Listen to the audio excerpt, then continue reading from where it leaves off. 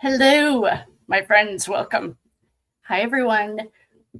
Tonight, we are going to do a final police read through of the Mackenzie Shirilla case. It is phenomenal. That's why we're sharing it.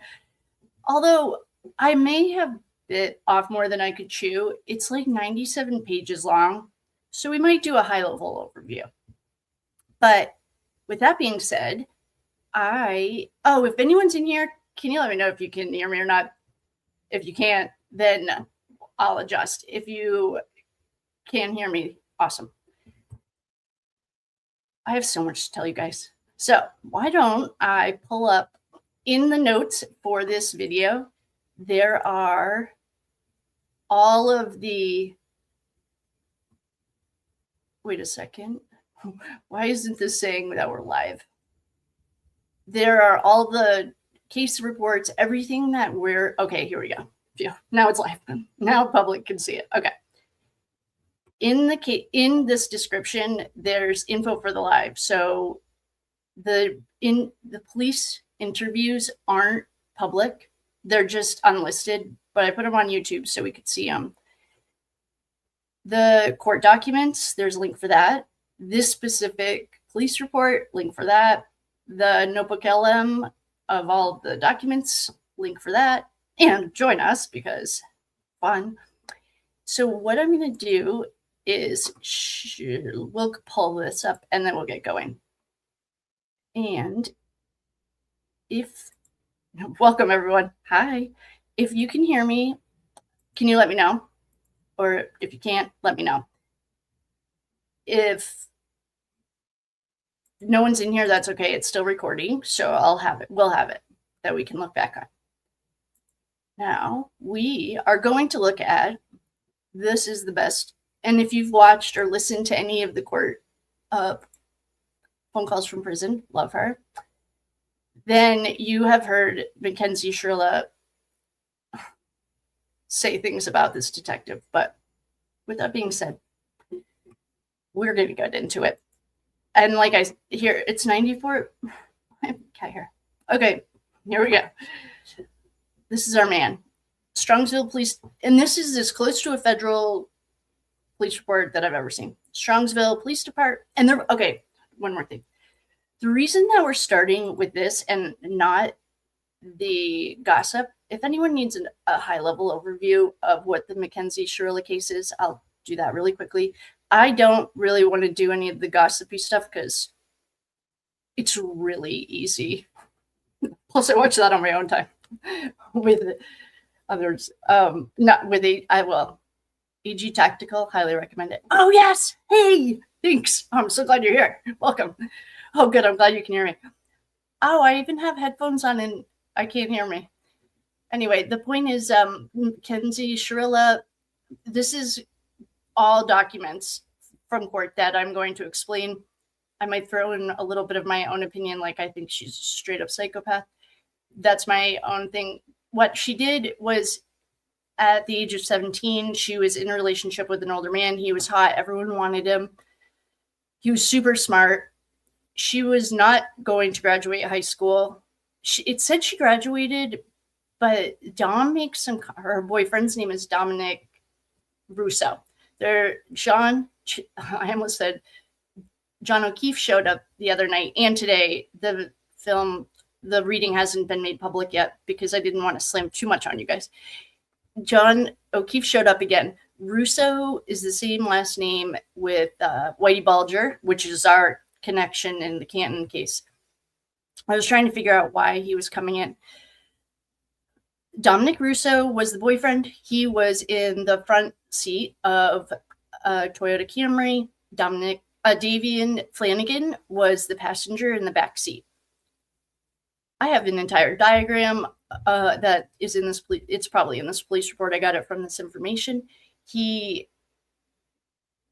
There's questionable things on a spiritual level about the boys. The questionable thing, there was straight up black magic, curses, and some kind of psycho, like fire. All the elements came into play at that crash. in my opinion, she had already cast spells on him, like binding spells to make him stay. That crash was also it's like it's spiritual warfare. We're in the middle of a spiritual battle. If you didn't know, your silence is your consent. Grab the free protection prayers below. Davion was in the back seat. He's a little cutie pie. His energy is really fun and really carefree. Dominic is trapped in, well, okay. The word trapped sounds scarier. He is caught in a quantum entanglement. It's very meshed, like codependency, but there's a little black magic that was done to him. I'm just really glad that Mackenzie Shirilla was a baby witch and didn't really, I don't know what she was, but we're fixing that for him right now. Dominic is the front passenger seat. He was trying to break up with her that night, according to the prosecution, and she had scouted this exact road and location 3 days prior. Takes a normal turn on the Industrial Park Road and drives literally straight into the corner of a building where Dominic and Davion were sitting. They died instantly. And hi everyone. Oh, I'm so glad you're here.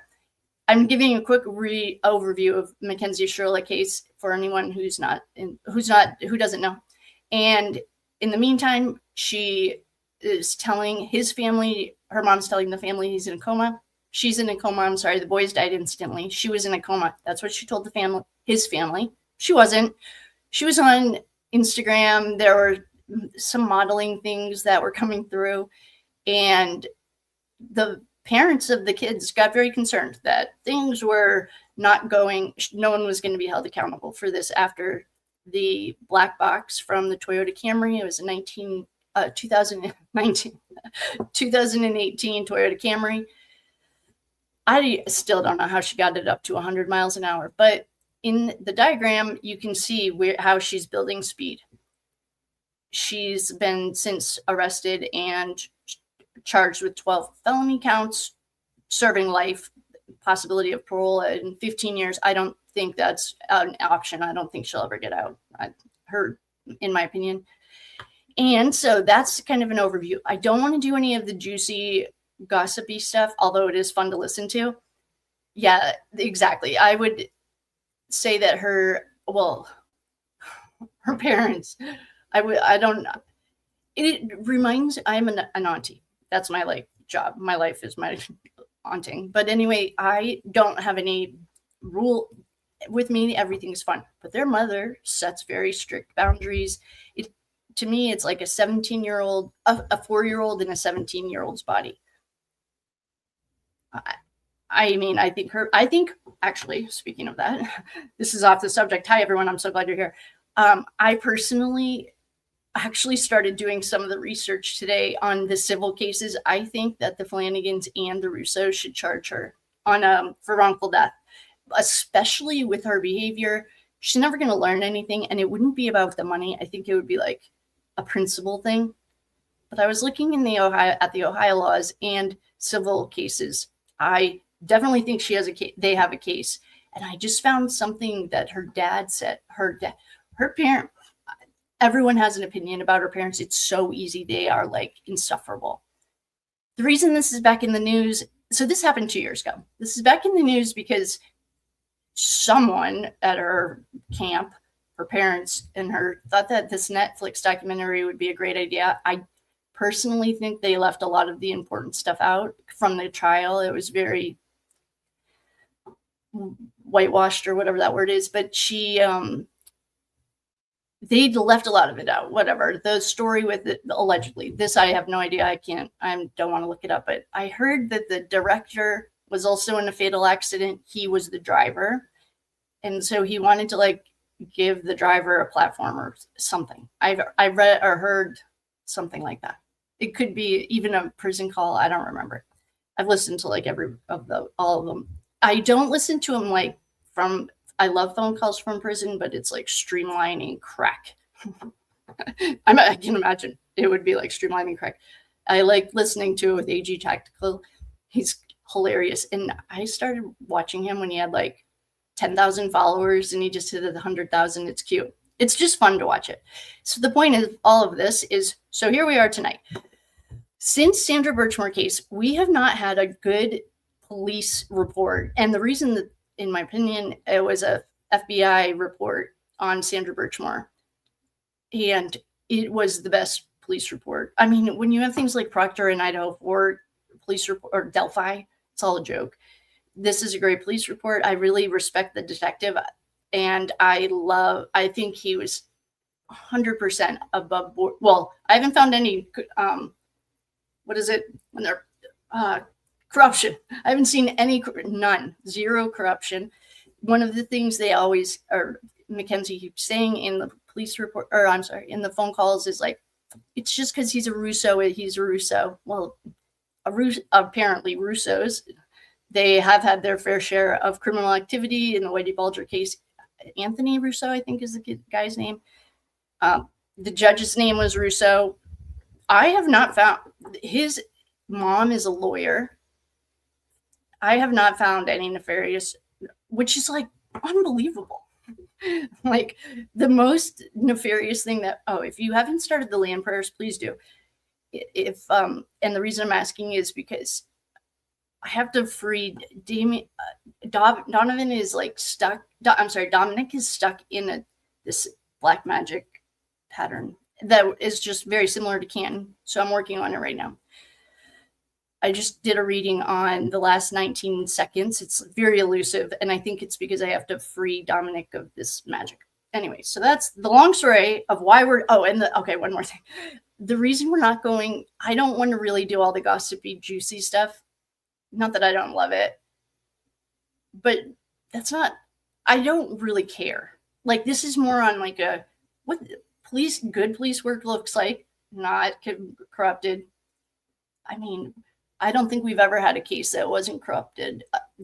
Literally the FBI in Sandra Birchmore was the last good thing. So, and that being said, I was just super impressed. And I started reading this and then I decided I wanted to read it with you guys. So here we are. Now we're all going to read this together.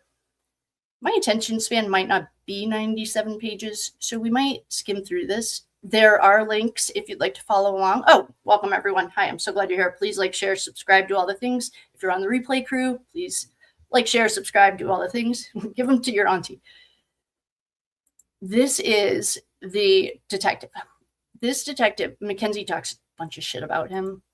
Actually, which is, she's 17 and her mom, like, there are no consequences. So this is the presentation. This is the detective at the end of the case. I don't know how to pronounce his name. Actually, I should probably have figured it out. Zaki. And this is the detective.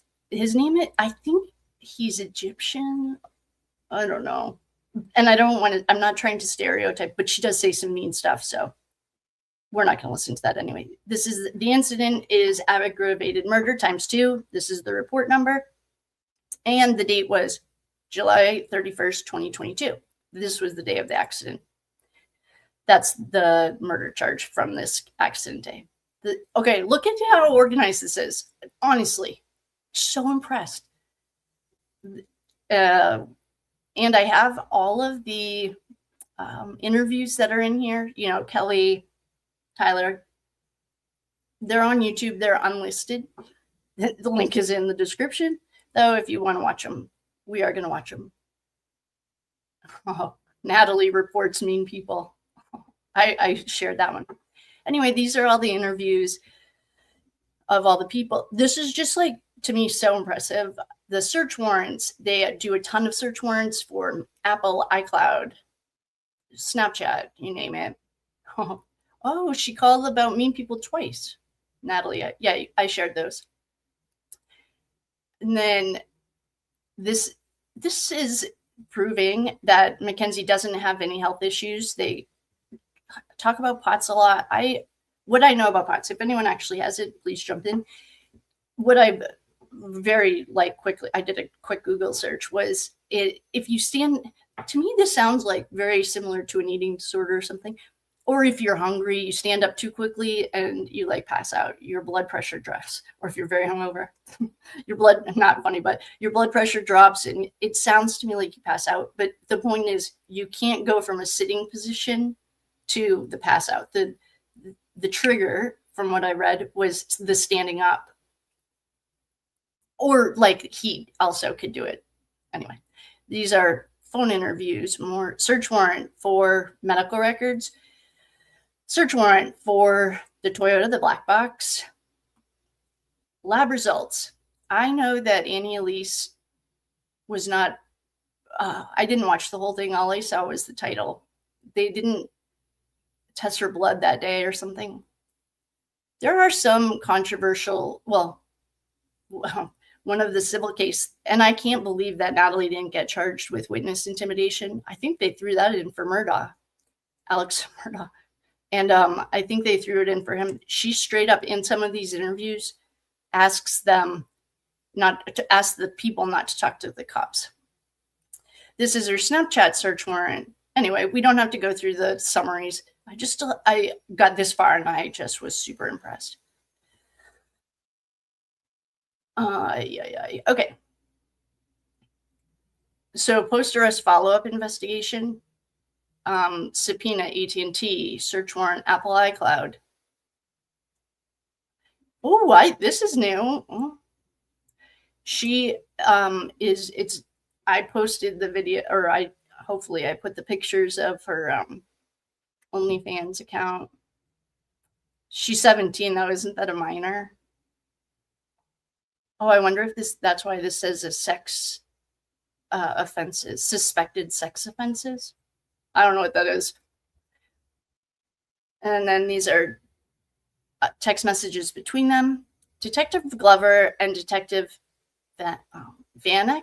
Supplemental reports are not included in this index, but are attached to the end of my report. This is shown.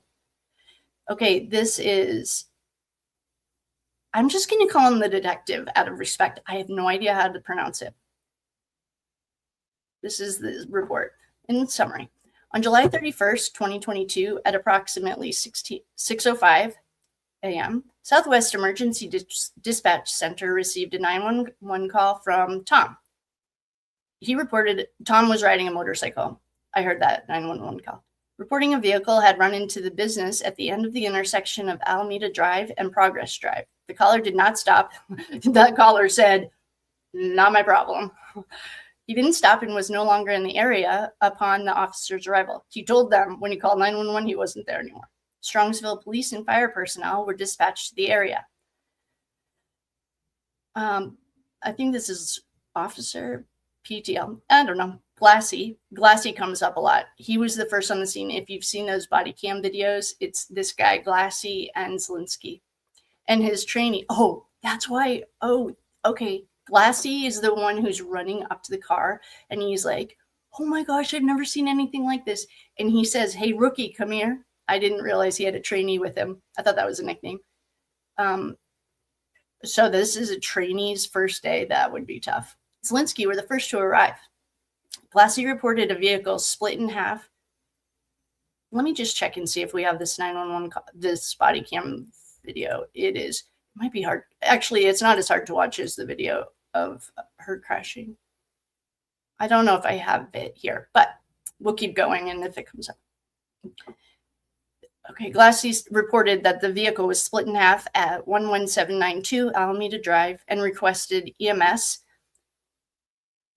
since 3 occupants were reportedly unconscious. While attempting to gain entry into the vehicle, Glassy noticed the unconscious driver, a female who later identified herself as Mackenzie Shirilla, was breathing. Responding officers gained access into the Camry, which was bearing Idaho registration, blah, blah, blah, via the driver's side door. Shirilla was sitting in the driver's seat with her seatbelt on. Oh, that's something interesting. I do have a short of this. There are thousands of Snapchats and stuff with her in her car smoking.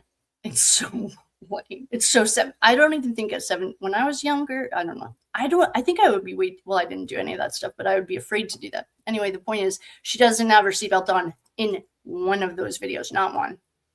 And then she coincidentally had it when She was running into a wall going 100. I don't know. Anyway, she had her seatbelt on. The front passenger, Dominic Russo, was deceased and was not removed from the vehicle by the medics. It was initially reported by SFD, so that's something fire department.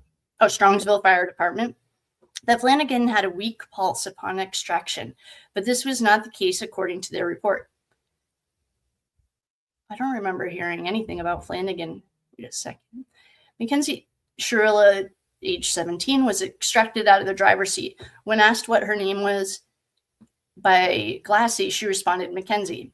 You can hear her say that in the body cam. She was loaded into the fire department ambulance, which transported her to the Flight Life helicopter that had landed in the parking lot of 20338 Progress Drive.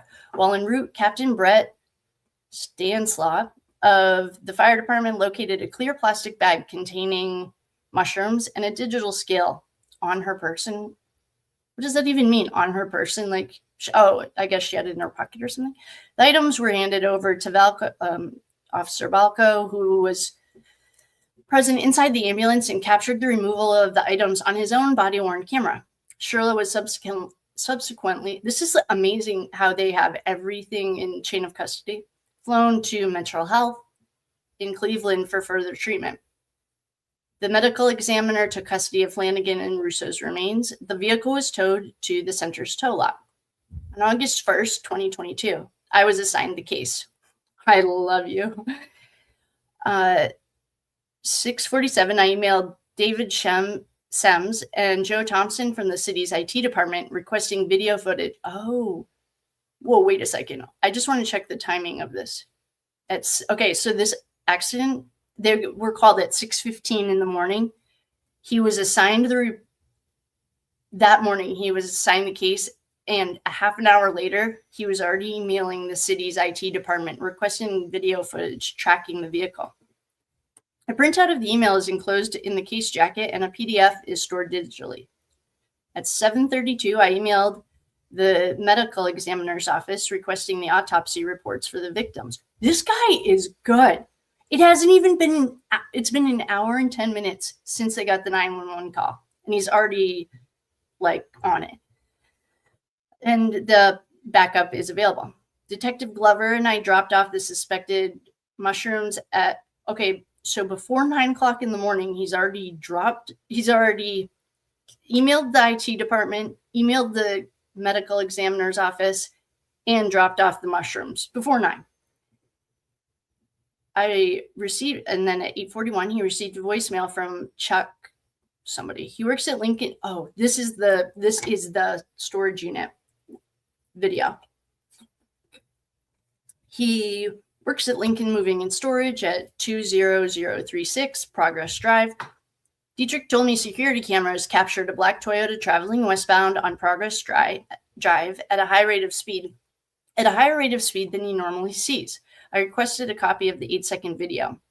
The video was subsequently obtained by Vanek and his rookie later that day. The undated and untimed video shows a vehicle traveling westbound at a high rate of speed. The surveillance camera is mounted on the southwest corner of the building, referred to the yellow star in the photo below.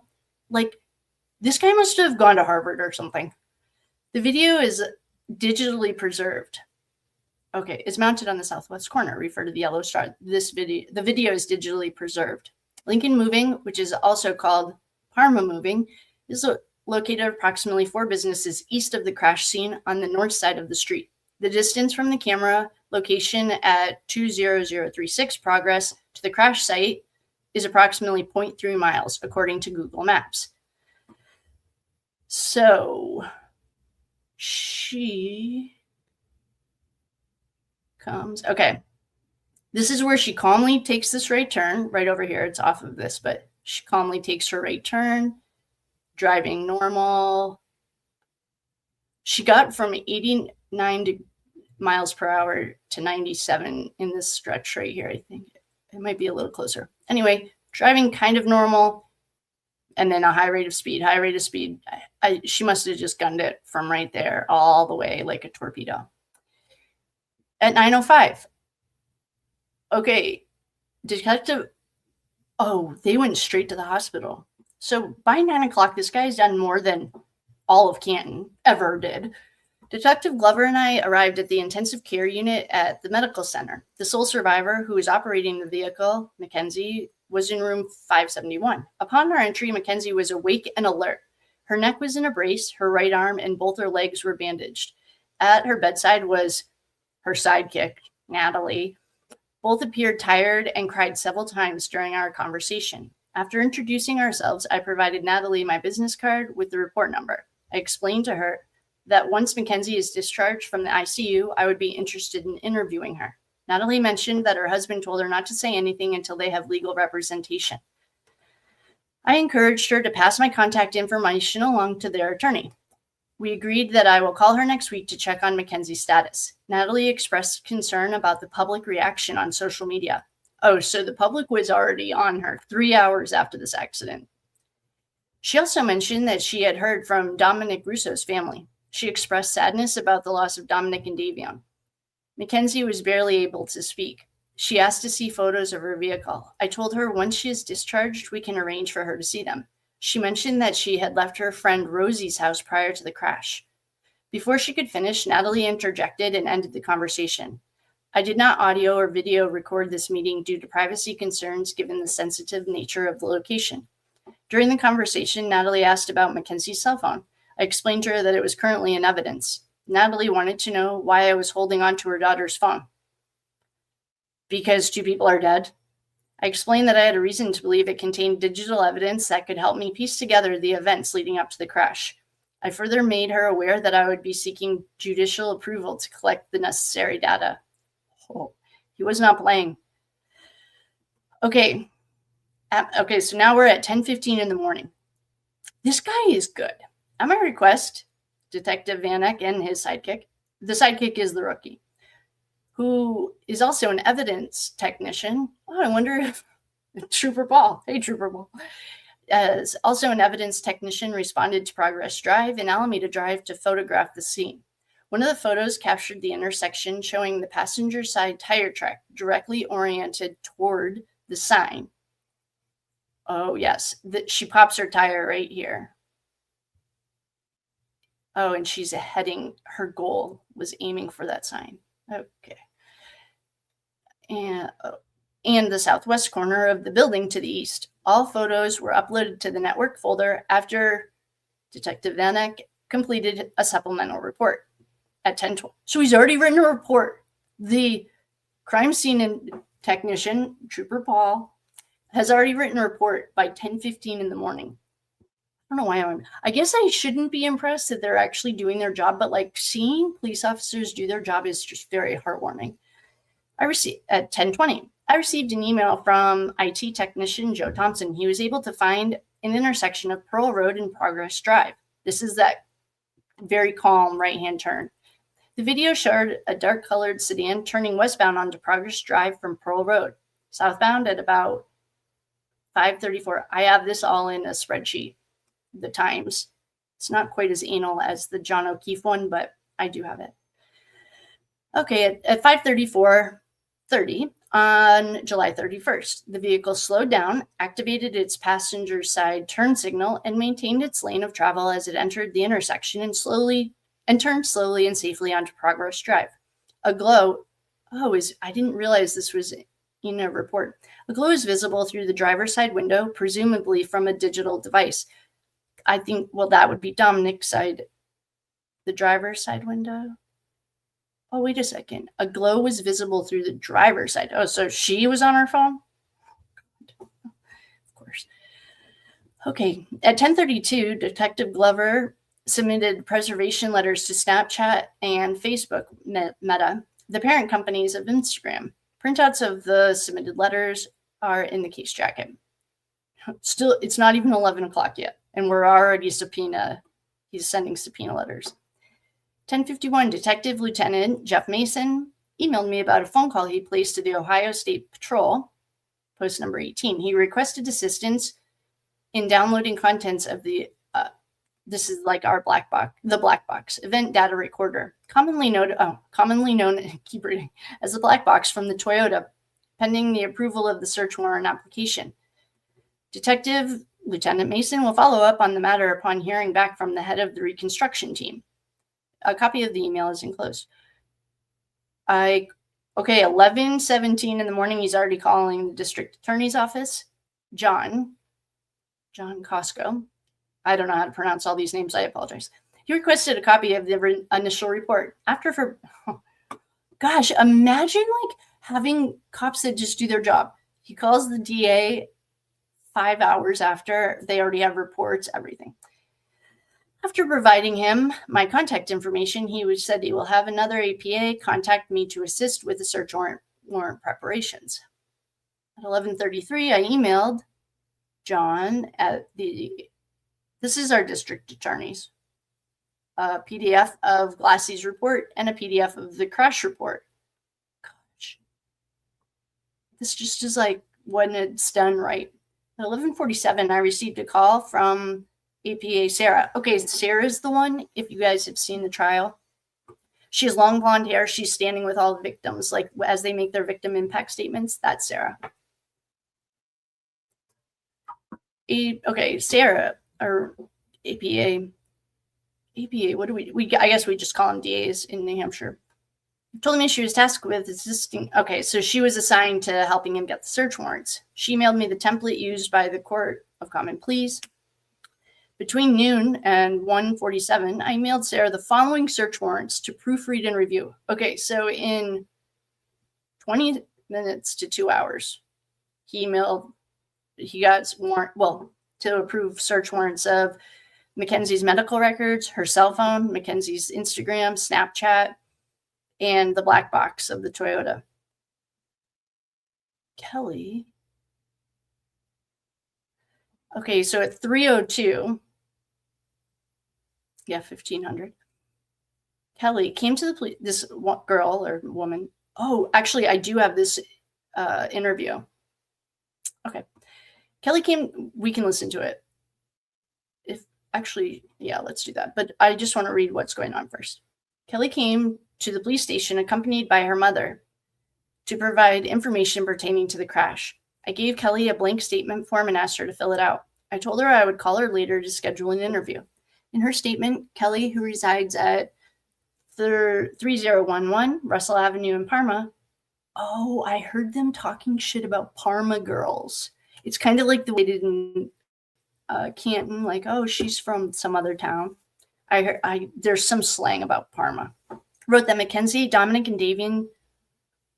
Oh, stop. This is the girl. Okay. Stopped by her graduation party on July 30th between 22. So I know someone taught me how to do this. Isn't that like 10, 20, 10, 15?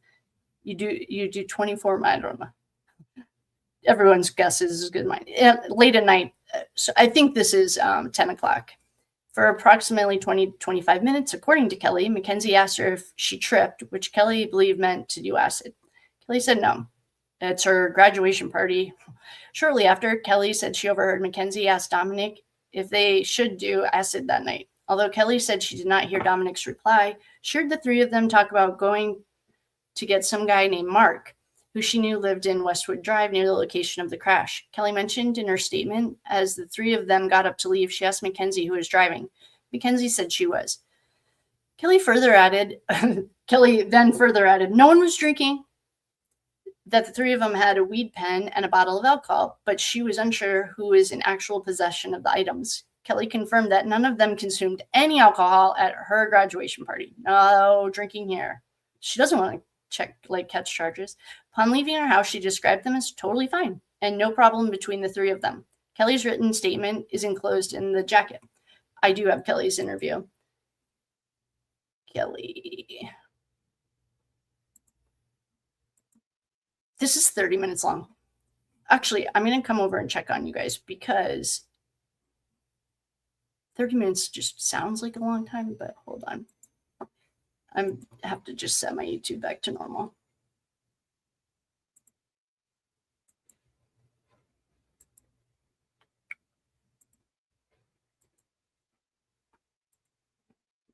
While this is loading, I'm going to come check on you guys. Hi, guys. The age of consent is 16. Oh, thanks for checking. Oh, Nana! Nana, thank you so much for being the voice of reason. The other day I saw your comment and wanted to thank you. All right. While this is loading, hi, everyone. I'm so glad you're here. Please like, share, subscribe, do all the things. We are going to pull up Kelly's interview. I just have to fix my YouTube. I listen to things at like 2.5 speed because I just do. I am going to fix it right now for us so we can.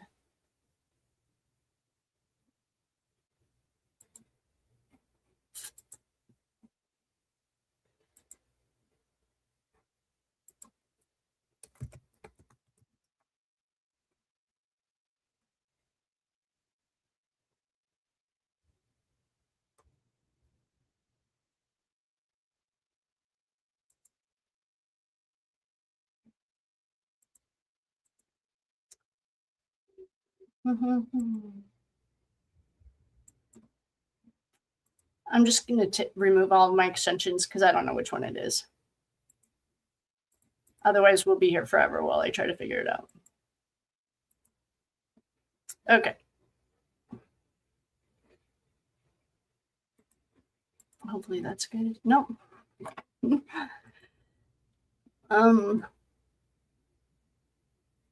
Okay. Sweet. All right, good. I got rid of the extra fast stuff so we can just listen to it normally. Okay. There's nothing to see. I will share it with you guys, but he just puts it face down on the table. And hold on. Okay, so this is Kelly, the girl's house, who they just left the graduation party. Absolutely, definitely not drinking here. And oh, you know what? You guys don't need to see all of the people. How do I get this to go away? Oh, I can make this bigger. All right, so let's listen to Kelly.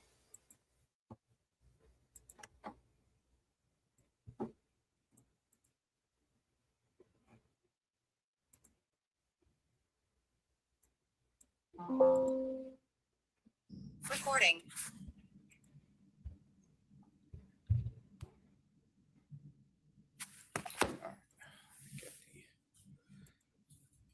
So it is Tuesday, 8/9/2020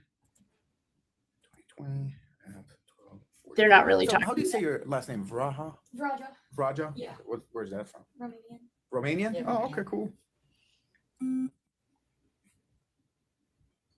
So, do you live in Parma? Yeah. Okay. That's Russell, right? Yes.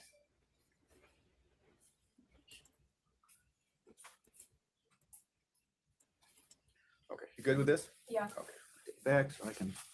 So I do have some questions. You're the first person I'm going to talk to. I'm going to let you talk, and then once you're kind of done telling me everything that you want to tell me, Okay. then I'm going to ask some questions, ask you to elaborate on some things, and I have my own little series of questions. Okay. And Mom, how old are you? I'm 18. You're 18. Okay. Yeah. So when you want to stop, you can stop. You're not under arrest. You're not a suspect in anything. Okay.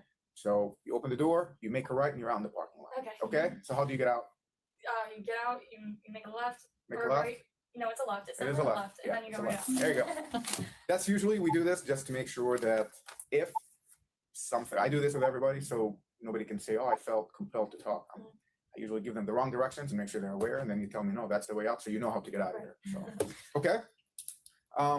So tell me. So I was having a graduation party, and Davion asked to come. And I remember Kenzie asking me a while ago. She asked to come a while ago, but she never texted me that day. Davion texted me that day and was like, "Hey, can I still come to your graduation party?" I was like, "Of course." And then he was like, "I'm coming with Kenzie and Dom." And then I was like, "Okay, that's perfectly fine. Like, she was supposed to come anyways." And then they got there around like 10:15. Like, they got there a little later, and then stayed for a little bit. I was playing a game with my friends at the table, and they were like at chairs like right on the right of me, like lined up where everybody was sitting. And they sat like right by me because they're not really like friends with all my Parma friends. They're more friends with me, so like they were more towards like by me. So I'm like playing with my friends, and then Kenzie's like, "Hey, like Kelly, come here," and I'm like, "What's up?" And she was like, "Do you trip?" Which meaning like, do you do acid? And And I was like, no, I don't do that. And like I was like, especially like my mom's here, like I don't want to do that. Like I feel like she was like asking. She didn't say the words, but I felt like she was asking me if I wanted to trip with them at my house. And I was like she didn't say those words though, but I was just like, no, I don't do that. And then like the conversation went on. I don't even know what we were talking about. We just started talking about something else. And then I'm like right by them, so I could still hear what Kenzie was talking about. And she was talking about going to Mark's house, and she was like, should we do it tonight? Like they were like debating still. Like it sounded like they were debating on if they should trip or not. And they were talking about Mark's house. And then like 20 minutes later, like they left. They left around like I don't know. I can't say the time and be like positive what time it was, but it was like 20 minutes, 30 minutes after they left. Not even. They were not there long. And she had a pen on her. I don't know if it was her specifically, but they had a pen and they had a bottle of Patron. But they didn't drink there. Like they were there so like short amount of time. Like they didn't even leave the spot they came in. They were sitting in the same spot the whole time and then left. I didn't even think anything of it either. Like I was just like, all right, bye guys, because like I don't know, I wasn't even worried like they were drinking or anything. So let me questions.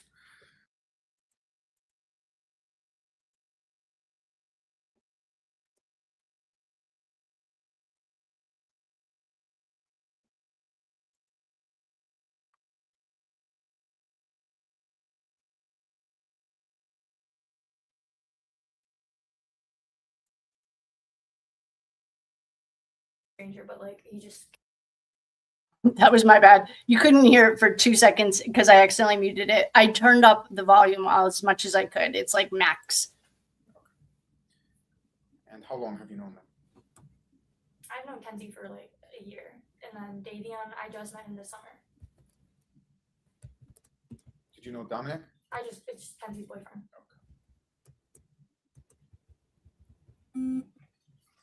Like I knew him. It wasn't like he was a stranger, but like he just Kenzie's boyfriend to me.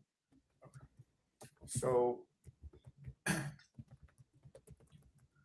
how did you know that they were talking about acid?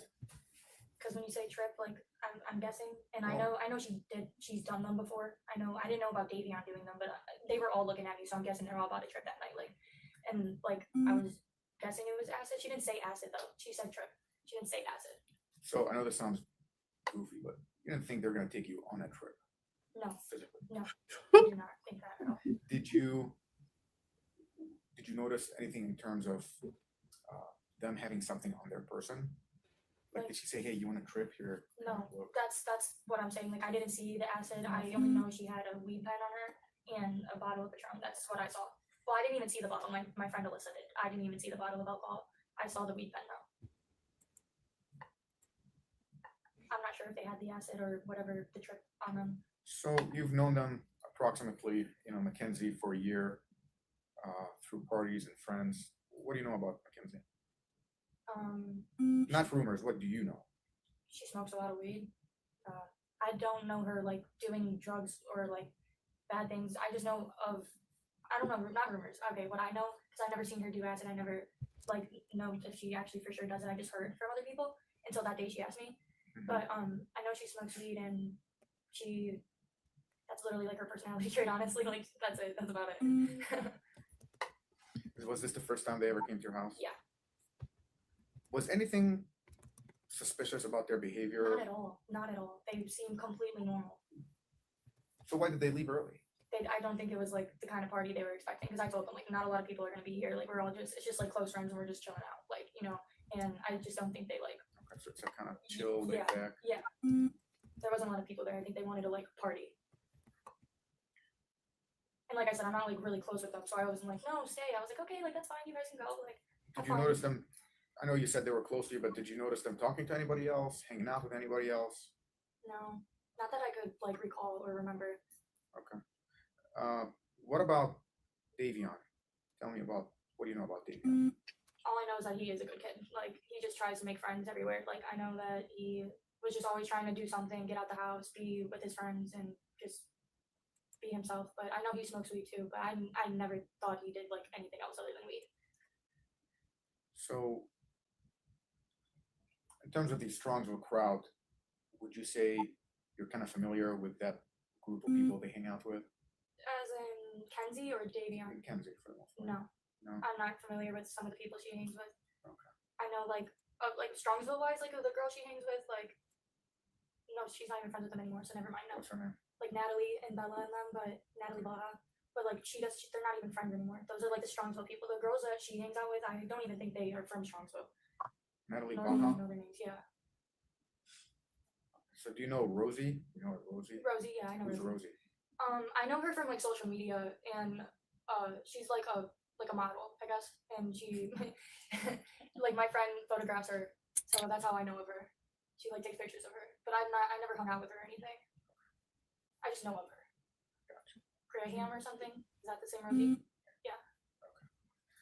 So the night of the incident, or the eve, I should say,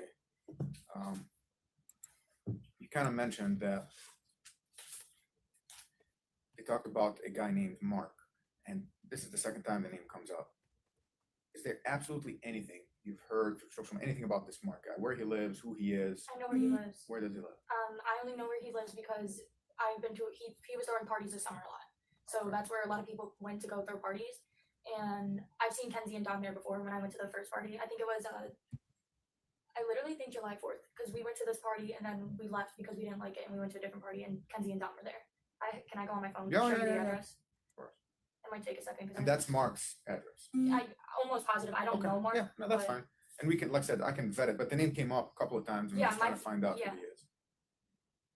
I'm almost positive that's his house because my friend Des like knows of him and like I guess kind of like threw parties at his house too, like invited people.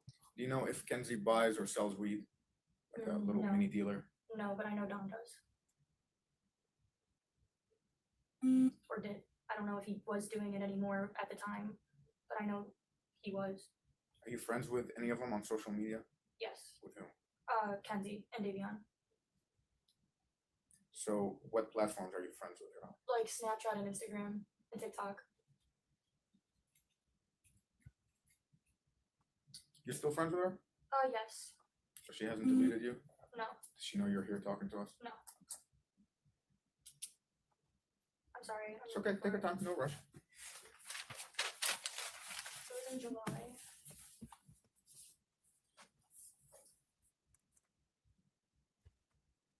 Do you know how to track yourself on your own phone? No, I know how to track others. So if you My go, mom in- tracks do me. you have Google Maps?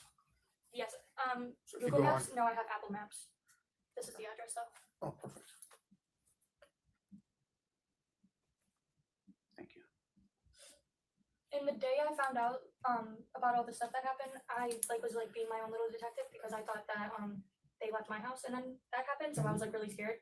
And I figured I remember they were talking about Mark, and then I was like, okay, Des told me that Mark, like the guy who owns the house that I used to go to the party at, was his house. So I put two and two together. So that might be Mark's house. I'm not 100%. Okay, we can look it up Okay. and find out who owns the house and who this Mark is. Yeah, and Mark is like the mystery guy. Des called him and asked if he was at his house, and he said no, they were never there.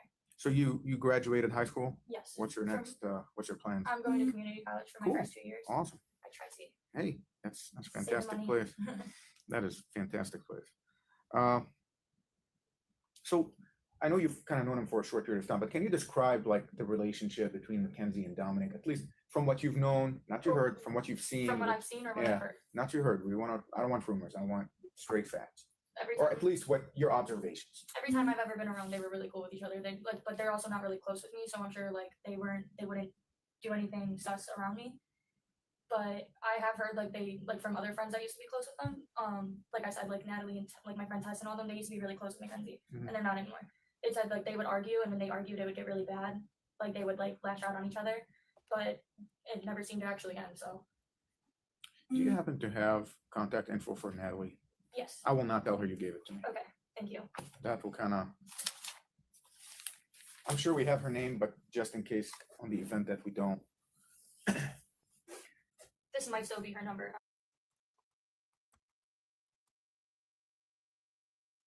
And do you know if she lives in Strongsville? Yeah, she does. You know where? I've been to her house before, but I do not know No where. worries. Nobody. So you've never seen them kind of argue and lash out at each other? Not at all. Especially that night, they seemed perfectly fine with each other at my house.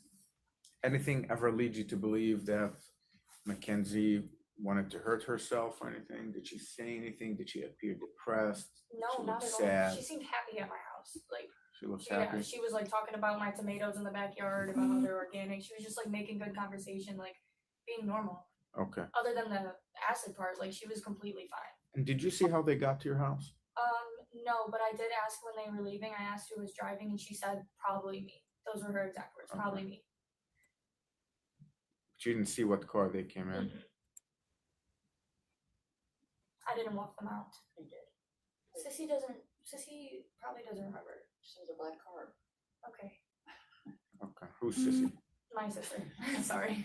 Just double check. I've called her that my It's whole okay. life. Can you think of anyone that I need to talk to? Anyone that you think, detectives work on leads, right? And so one thing we do is, I talk to Kelly, and then Kelly mentions this name, and we kind of go down that rabbit hole sometimes. So is there anybody who you think, again, not rumor and gossip, I get it, I was 18 at one. Yeah, there's so many. And so we want to try to trim down all that gossip and get to I really can't think of like somebody you should talk to because like I said, I wasn't really close with like them. I just started becoming good friends with Davion this summer. So like I didn't know much of his friends, but like I only know of Kenzie and her friends, and I barely know Dom at all. I just know of him because of Kenzie. So I know you're 18, mom is here, I'm a cop, so that can be good, but I do have to ask you some questions about your private life.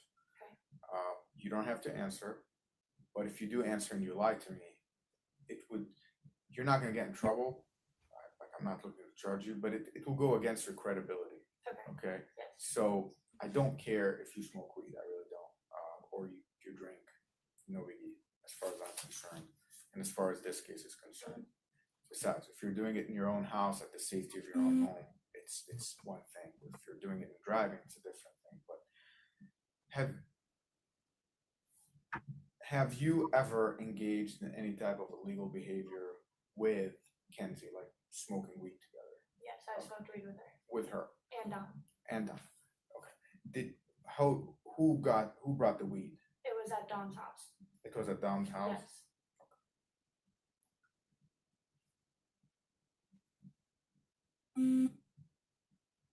So, how many times have you been to Dom's house? One time. How long ago, do you know?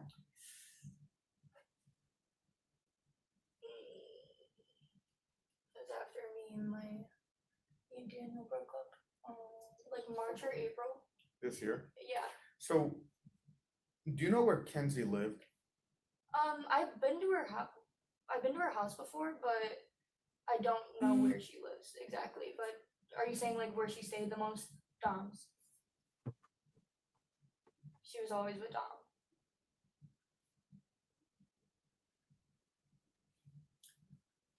So in terms of her social media presence, one thing that a lot of people in the community have sent us were her pictures with, Smoking weed. Yeah, she smoking really weed, like very cared. public. Yeah. Was that her attitude? Like she just doesn't care? Yeah.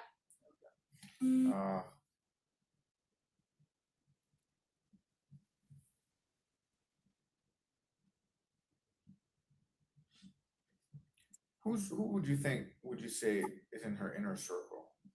If I'm gonna track people down, I know Dom is no longer around. Who's like her little clique?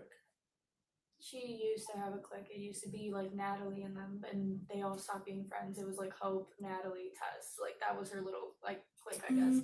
And I would like show up here and there sometimes, but like I was never a part of like them. What school? And now I'm all friends with them and barely friends with her.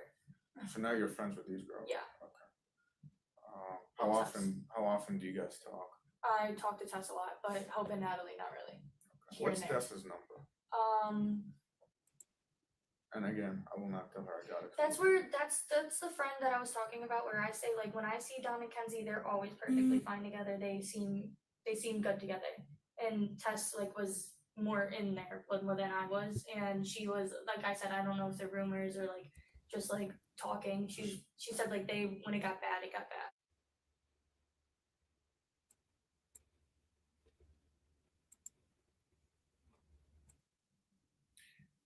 And she's no longer friends with Kenzie.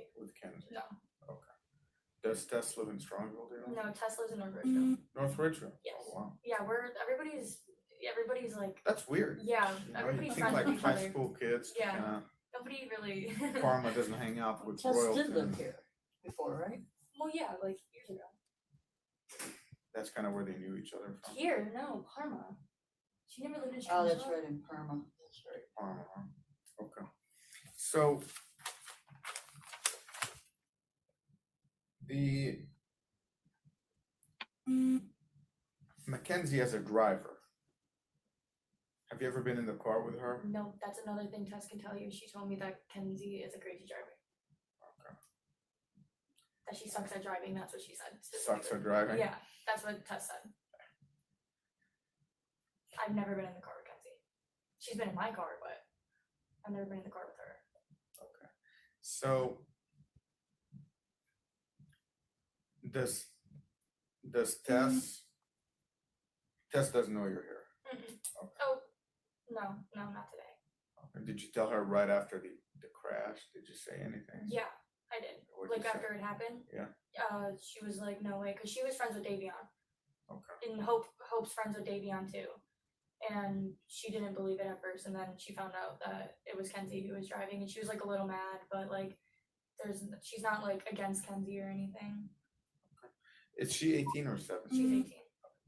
She's 17, you gotta go through the parents. 18, just call her up. Her parents are a little strict and kind of crazy, so I don't know if I would contact her. Yeah, no, I'm not. Usually if they're 17, She's I'd have to Arabic, call the so parents. if that makes sense. Yes, okay. I don't know if her parents would like be mad if she's involved. Well, so with something like this, generally, we don't necessarily necessarily compel involved. people to talk, but I mean, two people are dead. It And helps. so, you know, if we have to compel her to tell us something that we Yeah. don't know, there's always a way. She's around it. definitely willing to talk. I know for sure she Yeah, will no, be. we'll call. And again, if she's 18, I don't have to tell mom and dad that she's coming. Like I said, you know, it's your choice to have your mom. If you don't want mom here, mom's out. You know, I like mom Yeah, there. so- you know. But once you turn 18, you cross that threshold where you're no longer a kid. Yeah. If you're 17, you got to talk to mom, and mom can put an end to this. So Yeah. it's a bit different. So crazy driver, we know some of this weed stuff. I have a You- question. Sure. Kenzie's never gonna know like I'm here, right? No, not at this Okay. point. No. So the only way. I don't want drama outside of Right. this. No. So here's I gotta be truthful with you. So what's gonna happen is I'm writing my investigation. So I'm the lead detective on this case, and I get to put the whole thing together. So I have another detective helping me, but ultimately I write the big report that goes to the prosecutor. Your name will be there. This conversation will be there. That you came in with your mom voluntarily. We had this discussion. I'm not necessarily going to list everything, just the points that were addressed in your statement and a couple of the follow-up questions. Okay. Because again, I want to eliminate the rumors. So Yeah, right. I want to cut. So you're telling me so the crazy driving. Well, you're telling me Tess Said said that. it. So Exactly. there's no point in me putting you in there. Now I would go straight to Tess. And That so the makes things that you're gonna be listed down as is they came to your house, she asked you about the acid, you asked her who's driving, the facts. Those are the things that if this were to go to court, and a big if, right? Like trial, and you were to be called in to testify, you testify to what happened with you, not to the hearsay, not to the, well, I heard through the grapevine, through the social media. You smoking weed has no bearing on this. It just basically, it goes to prove or to show your credibility. So you're like, hey, yeah, I smoked weed with them. So if you're like, no, I've never smoked weed, and next thing you know, we're downloading her entire phone through a search warrant, and now I see pictures of you or text messages from you saying, hey, I want $20 worth of Now my weed. words don't matter. Now you're like, this whole thing is a waste of time Right. because you lied to me. And so if you lied to me in this one particular issue, then what else in here is a lie? And so this is called credibility. Okay, I So, understand. like I said, we're not going to ask you personal questions. It's just one of those. We know weed's a big issue. Again, weed's a minor misdemeanor. We're not even charging people with weed. Doesn't make it legal, but it's not like doing fentanyl, right? If you're doing fentanyl, we're gonna have a bigger problem. But You guys can also drug test me. I never did acid no, that night, like I promised. again, there's no reason for that. Like I said, what I wanted to establish just, hey, Your Honor, Kelly came in with mom. She talked to me. Do you believe her? Yeah, I don't think there's a reason for her to lie. In fact, I asked her if she smoked weed, and she told me the truth.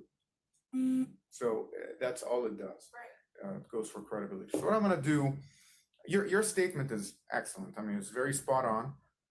And what I'm gonna do is reach out to Tess today and see if I can get her to come and talk to me, or if we can meet somewhere in Ridgeville and discuss this. But there are a lot of rumors. Don't believe what you're hearing. Don't. What I tell people is just don't contribute to it. So I wouldn't, if I were you, keep this on the DL. I wouldn't go telling anybody, oh yeah, I went to the police. Yeah, because Don't even tell Tess or anybody who's friends with you, because you give me a statement, and again, if we were to go to trial, all this will be seen by her defense lawyer. He gets your statement, he gets copies of everything. It's called discovery, to make the field fair for everybody. Prosecution has to share everything with the defense. And so the statement comes in, my notes come in, but it's important that we're not, adding fuel to the fire. Right. So did you have any other questions, anything that I can answer for you at this point? I don't think so. Okay, so we established, let me just go over my notes again. We established that you've known her for approximately a year, even though you didn't go to school together. You've known her through parties and friends of friends kind of thing. Yes. On your graduation night, which I believe was July 30th, correct? Yes. It was the eve of the crash, at your house on Russell, Yes. right? So that the numbers are what? 3011 Yes. Russell. You were having like a kind of like a subdued party, a get together like with after, friends. After family, just for a little bit of friends came. Gotcha. And Davion kind of self-invited himself and asked you if Kenzie and Dom can tag along. Yeah. You welcomed them over. At some point in the 20-minute period of time there, Kenzie asked you if you want a trip, which you understood to mean Acid. dropping acid. Although you did not see anything on their person, you did overhear this debate between Kenzie and Dom about going to Mark's house and possibly tripping that night, right? Yes. They were at your house approximately 20 minutes, give or take. She had a weed pen, a bottle of Patron, but they did not drink at your house. And then we said that that she does smoke weed. Again, I think the whole world knows that.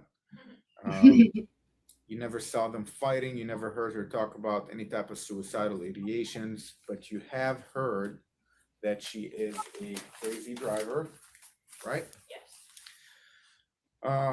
Possibly a good address for Mark is 22628 Westwood, and that you knew in front of you, Mackenzie and Dom were cool with each other, but rumors have it that they argued a lot. Again, we're going to talk to the people who've seen that. Yeah. You have never driven in the car with her? No. And when you asked her when she left your house who was driving, she said, probably me. Mhm. Cool. Does that cover everything that Yes. would be pertinent for me? Yes. Okay. So did I give you my card? Yes. I think I did. If anything else comes up, if you can think of anything, anyone that I need to talk to, I gave her phone back. We did do a warrant on the phone, and now we have no reason to keep it. So she's back on social media. If you see anything about the crash in there that you think cops should know about, feel free to screenshot it, send it to me. I think, you can just email it. You don't have to, you're not obligated. But I forgot. Hold on. Oh, yeah, another thing about Tess. There was like I said, it could be a rumor. I'm not saying I heard this personally.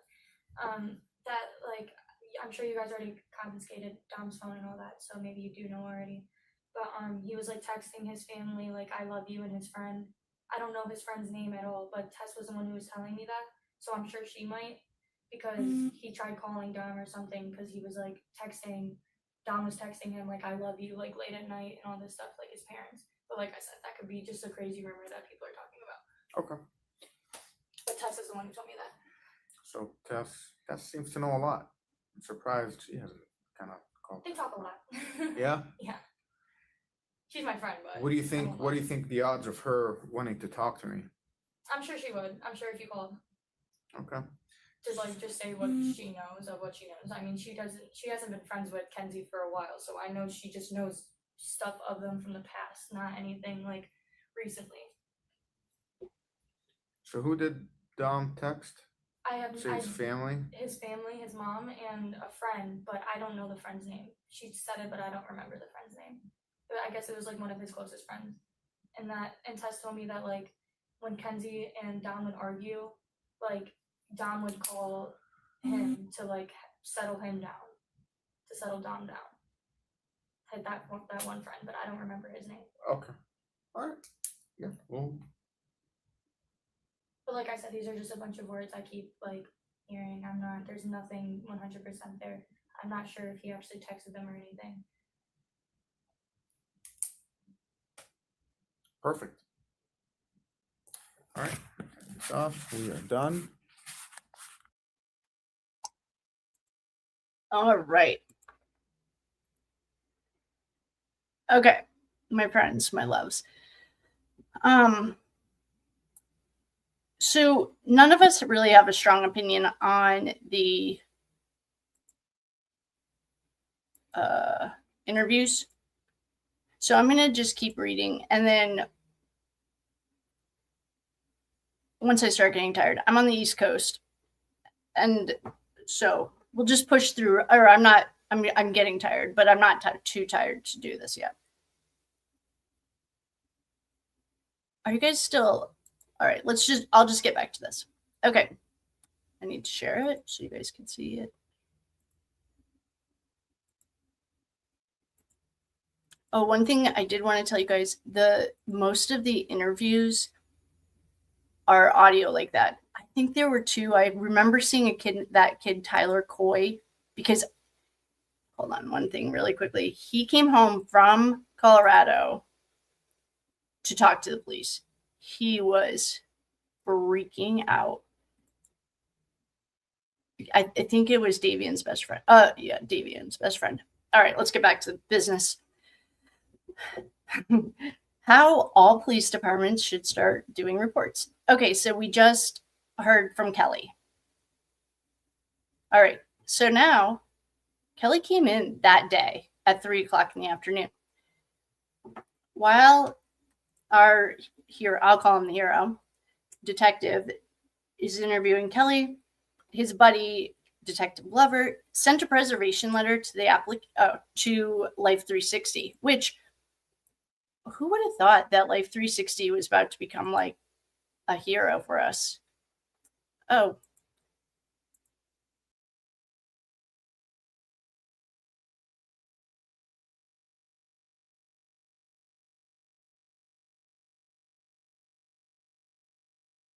I just did. Oh, there we go. Okay. I would have never, when Allie and the McCabe's Alberts were playing with the Life 360 stuff, Jennifer, I never thought it would come in handy. But anyway, they do a warrant, for Life 360 for Davion's account. Life 360 is a social media GPS application whereby the account holder can enable others to track their movement. Shortly after the crash, the mother of Mackenzie's ex-boyfriend. Oh, okay. Deanna something. The mother of Mackenzie's ex-boyfriend, David Tyler Proctor. He goes by Tyler Proctor, and he's the one in the red jacket. The mother emailed Glassy a screenshot from Davion's Life 360. The screenshot displayed Davion's drive details. Starting at 5:30 until 5:36, the map shows the destination as this is the Life 360. Wow. Okay, this is the screenshot he got. This is the email. The map shows the destination is the final rest location of the vehicle at 792 Alameda Drive. That is right here. According to the photo, top speed was 90 miles per hour. Oh, right here. One high-speed indicator and one a hard braking indicator. Where's the braking? Oh, it took her 6 minutes. I kept getting that there was a fight in this car, like a straight up battle. They had 6 minutes, it looks like, the way I'm reading this. Yeah, because she turns onto Pearl Road and she floors it. It took 6 minutes. Okay, that's a little more believable. Getting a Camry that fast. Okay, at 4:37, Sarah, she's the blonde one, and I agreed to meet in person on Thursday at her office. At 5:30, this is a long day, I spoke with Joanna, the juvenile court charging prosecutor. I briefed her on the case and the information that I had. At 6:30, Sergeant Kip Nip called me to let me know that Mackenzie's mother, Natalie Shirilla, I need a nickname for her, called the station requesting access to her daughter's cell phone. This is the like tone deaf part. 2 kids are dead, and it's literally not even 24 hours later, and the mom's already calling the police station requesting the cell phone. She specifically wanted access to the social media application Snapchat to retrieve a passcode. I told the sergeant that the phone was a material piece of evidence and that it will not be released until I apply for a search warrant. I thought he just told Kelly that they downloaded her phone. Maybe I misunderstood that. All right, regardless. Yeah, so that's a hard no. Natalie's mom calls the police, like I heard AG Tactical talk about it, like her Kohl's coupon was expired and she wants to talk to the manager. So she applies. Oh, so Natalie triggered the search warrant for the Snapchat. Ah, good job, Natalie. All right, so now we're at, so this was, all right, we're at 4 o'clock, 6 o'clock, 10 o'clock, 21. So that's 11. This guy is a long day. Okay, this is Tyler Croy. Sergeant so-and-so called me to let me know about 2 people who came to the police station to provide information about the crash. We have this interview. I know I have this one. Tyler's the one that like flew home from Colorado. And we can listen to Tyler's if you guys want. I put up a poll. I forgot to tell you I was doing it though.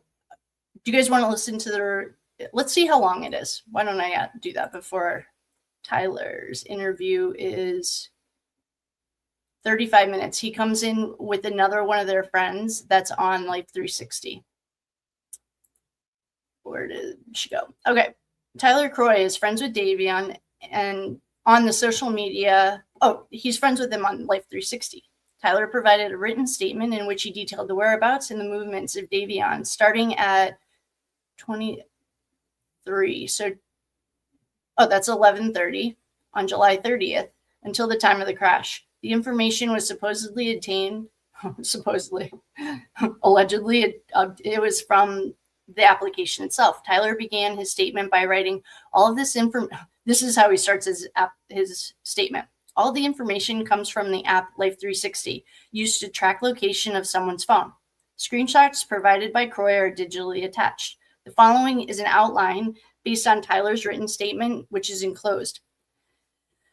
Okay, at 11:30, they left Lund Road in Strongsville, 2010 Lund Road. At 11:35, Davion's phone is turned on. This is the part of his thing. There's something so weird about his phone habits this night. The speed was recorded at 42 miles an hour. At 11:39, they arrived at 9392 Bushwood Lane. This address does not exist. It was later determined to be 9382, where, okay, this guy, Paul, I want to know more about this kid, Paul, where Paul resides. So from 11:39 to 5:30 in the morning, they're at Paul's house.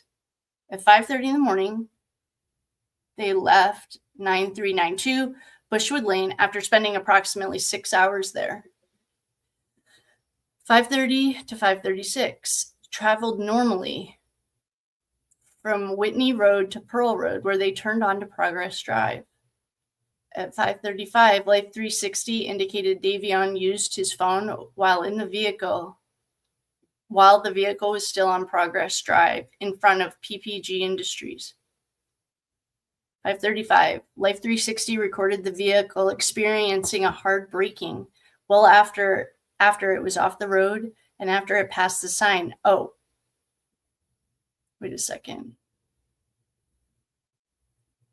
So this is that 6 minutes where she's building speed, and he did something on Life 360 a minute before the impact. And then apparently right at impact, the hard braking, well, she hit a brick wall. Well, after it was off the road, only a few feet after the app indicated a high speed of 90 miles per hour. Life 360 indicated movement towards the police station. At 9:43 a.m., at 9:45, the application indicated the phone had arrived at the police station. Hosseini Ahmad, the statement obtained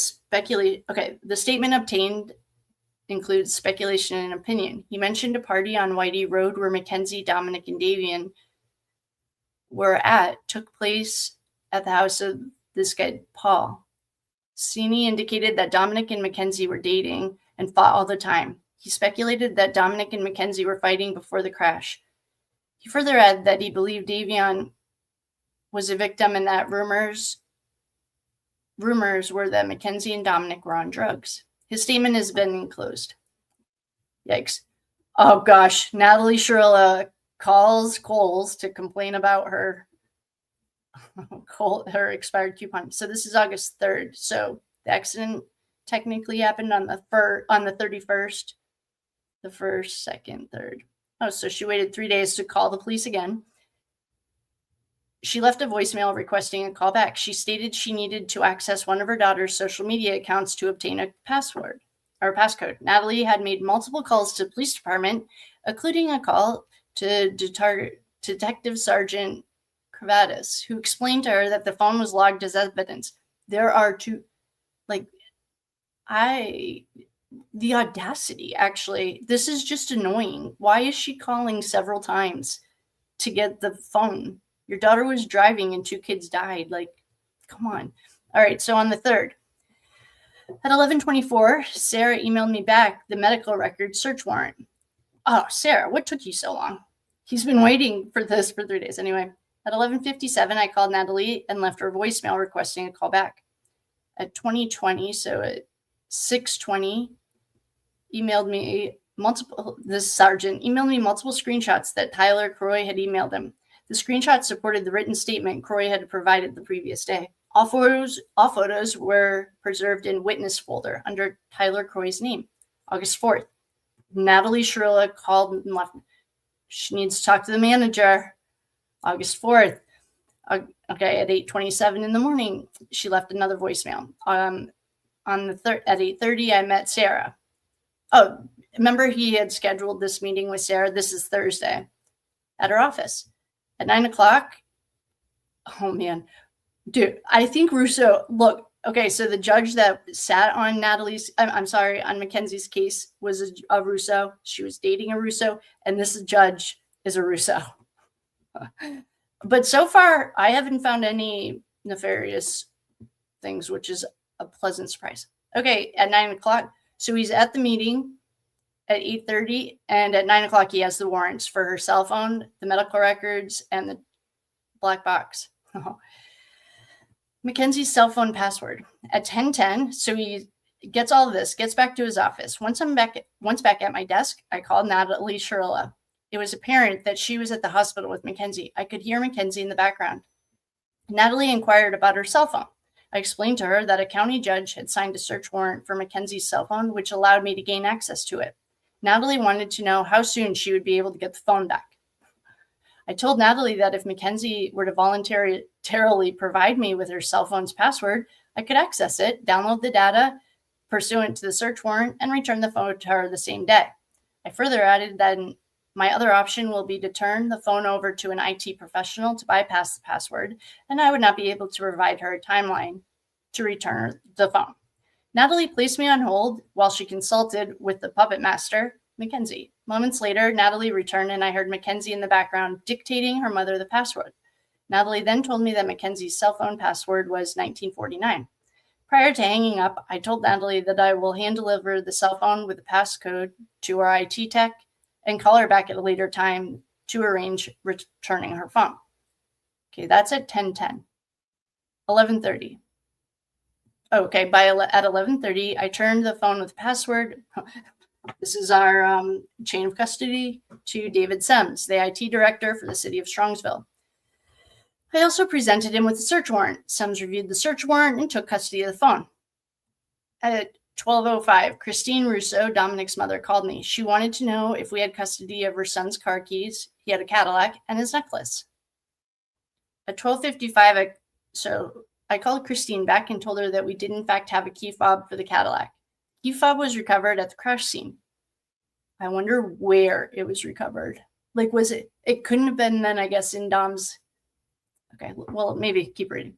I checked the Cadillac key fob out of property and chain of custody, and shortly after I returned the key fob to Christine. She signed a property release form, which I enclosed in the case jacket. Cadillac was not involved in this investigation. At 1:17, I called Tyler Croy to schedule an interview. Tyler Croy? Wasn't that the kid that was just in there?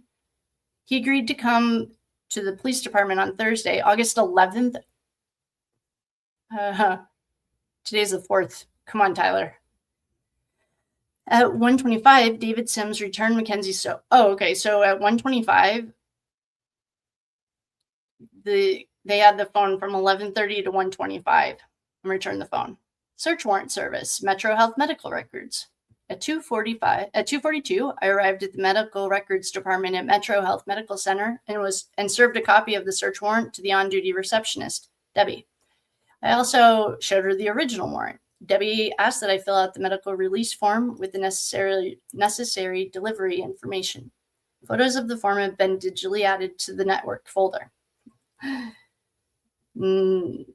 3:10, I arrived at Section 7A, room 715 at Metro Health, where Mackenzie was receiving treatment. Upon knocking on the door, I was invited in by her mother, the puppet, Natalie. Inside the room, there were two unidentified female friends of Mackenzie's and her father, Steve. As the two guests left the room, a doctor came in to check on Mackenzie. While I filled out the property release form, I overheard an exchange between Mackenzie and the physician, whereby Mackenzie refused to take a shot that would have helped her with the pain. So that's putting up a red flag for him. For him to put it in his report, he's wondering why she's not going to take a shot. At that time, she and her father got into an argument and she kicked him out of the room after directing. So she swore at her dad in front of the cop. I left the room to wait for the physician to leave. While outside, I motioned for Natalie and Steve to follow me. Once in the hallway, I explained to them that I was about to return Natalie's cell phone. I think that he means Mackenzie's. An orange Michael Kors backpack, $165 in cash and clothes that were recovered from the crash scene. It is worthy to note that immediately after the crash, the police officers located a clear plastic bag containing a green leafy substance that resembled and smelled like raw marijuana, along with drug paraphernalia inside the orange bag. While talking to the parents, Mackenzie started yelling, telling us not to talk without her being present. Prior to returning to the room, Steve informed me that on the advice of his attorney, he was going to audio record my conversation with his daughter. I told him I was going to record audio only using my body cam. He had a body camera on, but he does just the audio. The three of us returned to the room. Mackenzie was conscious and alert.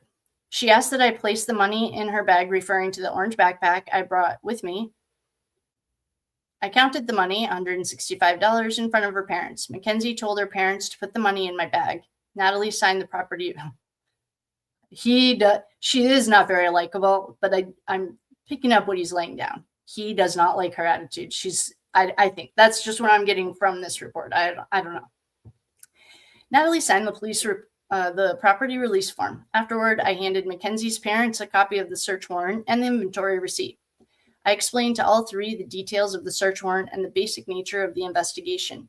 Steve asked about video surveillance from the crash itself. I also informed them that the police department will be downloading the data from the Toyota's black box pursuant to another search warrant. Natalie then inquired about the location of the Toyota. At some point, Mackenzie interrupted. He does not like her. At some point, Mackenzie interrupted and addressed her mom in a language that I did not understand. Her mother replied, "You can," indicating that she understood what Mackenzie had said. Mackenzie then turned to me and said, take my whole license away for like 10 years or something. Steve then abruptly said my daughter was living with Dom at his house. He wanted her property retrieved from the Russo residence. I explained to them that upon her discharge, we can arrange an escort with help from a uniformed officer in coordination with Christine Russo. Before I left, I asked if they had any other questions. Natalie wanted to know why the county would be involved if the families of the deceased did not want to press charges. I gave Steve another one of my cards with the report number and asked him to pass it along to his attorney. I left the room at 3:27. The audio recording from my conversation was captured on my body cam. He does not like Mackenzie, I don't think. She's very unlikable. Okay, at 6:40, Tyler Croy emailed me back. He said the party Mackenzie, Dominic, and Davion were at prior to the crash took place at Paul. We want to hear from Paul. Hopefully we have Paul's interview. Residence at 9382 Bushwood Lane. August 5th. So this is the next day. So this is Friday. Oh, here's a search warrant. Okay, at 9 o'clock in the morning, Lieutenant Mason, Detective Van Eck, and firefighters from Strongville. Okay, so this is August 5th, Friday, 9 a.m. And officers from the Ohio State Patrol Crash Reconstruction Team. Oh, here comes Trooper Paul. Just kidding. I bet he didn't go to the same place that Trooper Paul went. Executed the search warrant for the Toyota's black box. Detective Van Eck drew my attention to the fact that this is the white Prada slipper. That a white Prada flip-flop that belongs on a right foot was found stuck on the gas pedal. The left flip-flop was found in the trunk and covered with dirt. It was likely placed there by the fire department, or the medics, or the tow truck driver who placed the debris from the crash scene inside the trunk. Refer to his photos. Here's the shoe, or the flip-flop, or whatever they called it, a flip-flop. Okay, at 10 o'clock, that happened at 9. At 10 o'clock, Mary, the president of Eurofins Oil, provided us a thumb drive that contained a video surveillance of the crash from different viewpoints. The videos were added to surveillance tab under test oil. Mary's business card was stapled to the witness folder on the case. He is so organized. I wonder when his birthday. I wonder if he's a Virgo or a Capricorn. Okay.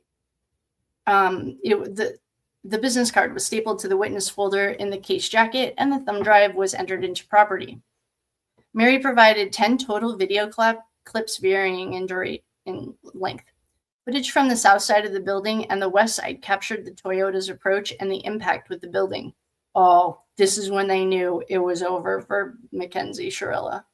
The west side camera did not audio record. The south side camera recorded both audio and video. The following is a breakdown of the south side video.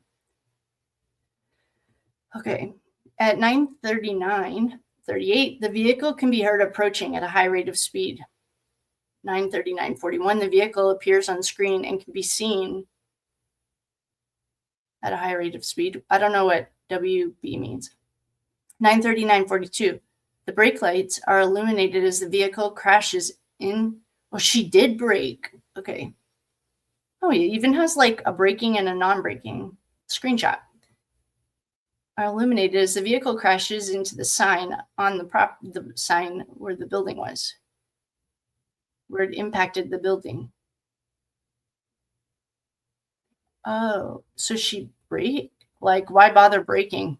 You put a seatbelt on. At 10:24, I received a call from Tim Troop. I think he's the district attorney that prosecuted this. I think he was the one speaking. After introducing himself, he explained that he had been assigned to this case. Geez, they're like a week behind our guy. At 12:10, I called Christine Russo to let her know that during the execution of the search warrant on the Toyota, the detectives located a gold chain with no pendant and a damaged iPhone. Russo arrived at the station shortly after and collected the chain. I had her sign a property release tag, which I have enclosed in the case jacket. The phone was also entered into the property, and Russo had requested the chain because she wanted it around. Oh, she wanted to bury him with this necklace on. At 12:43, I called Deanna. Which one was this? Oh, this must be Paul's mom. Oh, no, her son. Okay, yeah, we talked. He left her a voicemail. So at 12:43, I called Diana Fun's Night to follow up with her since she had been contacting Glassy. She had identified her son, David Tyler Proctor, as Mackenzie's ex-boyfriend. Deanna was concerned because she believed Mackenzie had threatened to kill herself and Dominic in the past. Deanna's statements at the time of the call could not be sustained. She encouraged me to contact her son. So Diana must have overheard her son talking about it, and that's hearsay. So he's really by the books. She encouraged me to contact her son as he might have more information. Furthermore, Deanna emailed me and Glassy screenshots from the various social media accounts belonging to Mackenzie. At 1:13, I called David. I think this kid goes by Tyler. Oh, Proctor. Guys, we have a Proctor in here. Who goes by his middle name, Tyler. Yeah, he does. Okay. He did not answer, and I was unable to leave him a voicemail because his voicemail box was full. At 1:31, I called Davion's dad, Scott Flanagan, but he did not answer. I tried his wife's number, Jamie, and Scott answered. I introduced myself and provided him my contact information and requested that he contact me at his convenience upon their return to Ohio. Were they on vacation when this happened? I don't know. At 2:15, I emailed Olivia. Okay, he emailed requesting the 911 audio recording from the crash. At 4:08, I called Tyler Proctor again. He answered, and we agreed that I would call him back on Monday to schedule an interview. Man, if this guy didn't have to wait for people to get back to him, he would have had this case closed a week ago. Okay, at 16. So, I'm sorry. This was at 6:08 p.m. This is at 6:55. I called the fire department and spoke with an unidentified lieutenant. I inquired about obtaining the report from their squad that responded to the crash. I was directed to call their chief on Monday at 17:12. So now isn't that 7? I called Rosie. Oh, Rosie, if anyone followed the JJ, that was the first satanic calendar, the first case we had ever done that followed the satanic calendar. Anyway, Rosie reminds me of Melanie Gibbs, who didn't call. She was the last person to see JJ alive, never spoke to the cops. Anyway, I called Rose Graham, who goes by Rosie. She did not answer. I left a voicemail requesting a callback. I obtained her name and number from Mackenzie's cell phone pursuant to our search warrant. David Sems had pointed out a text exchange between Rosie and Mackenzie on the night of July 30th, prior to Mackenzie's arrival at Paul's house. In the text exchange, Rosie had listed the name of people who were interested in purchasing controlled substances for Mackenzie.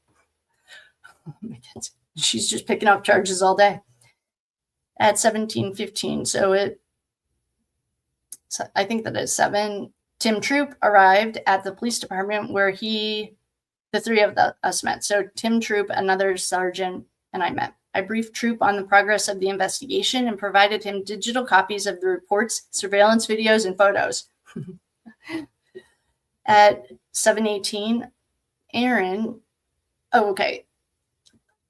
So the 911, he, like an hour later, he has the 911 audio recording. He added it to the digital file. 7:25, I received a call from, this is Tyler's mom, Roseanne Coy.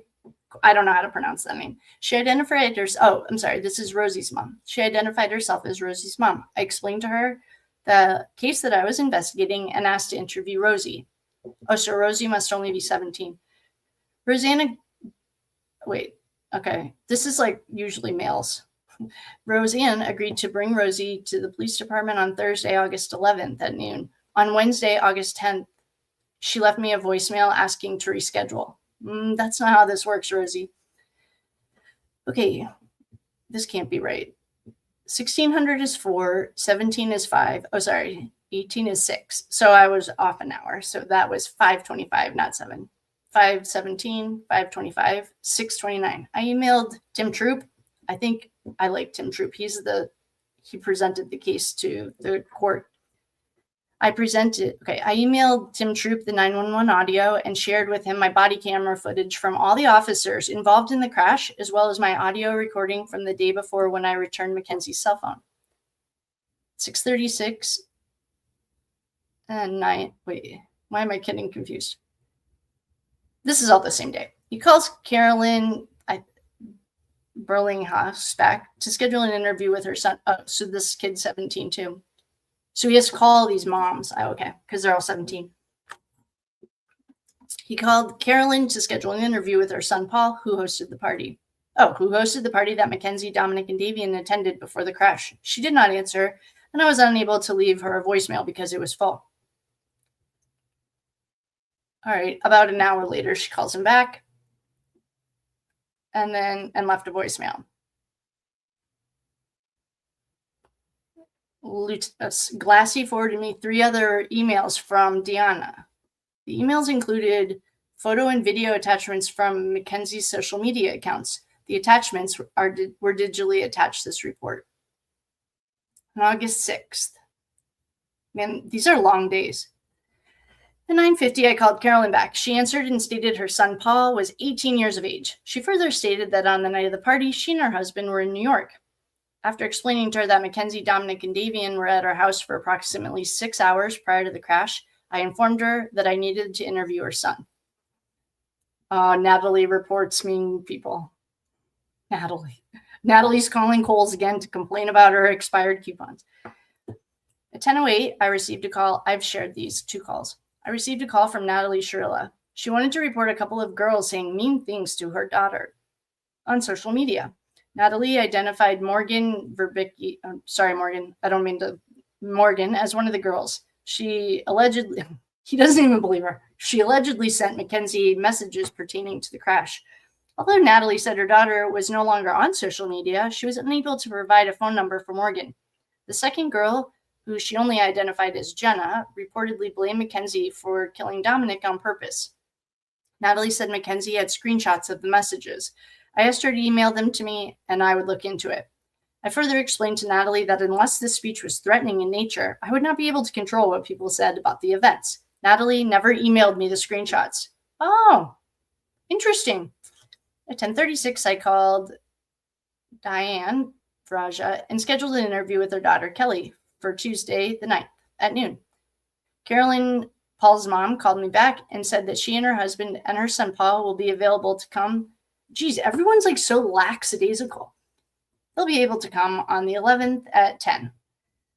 Okay, next day, August 7th at 6:17. I received an email. Oh, so he's back at the office at 6:17.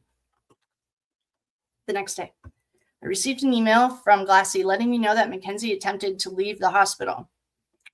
Oh, I have this clip. This is a video. Metro Health Police were called to assist the medical staff.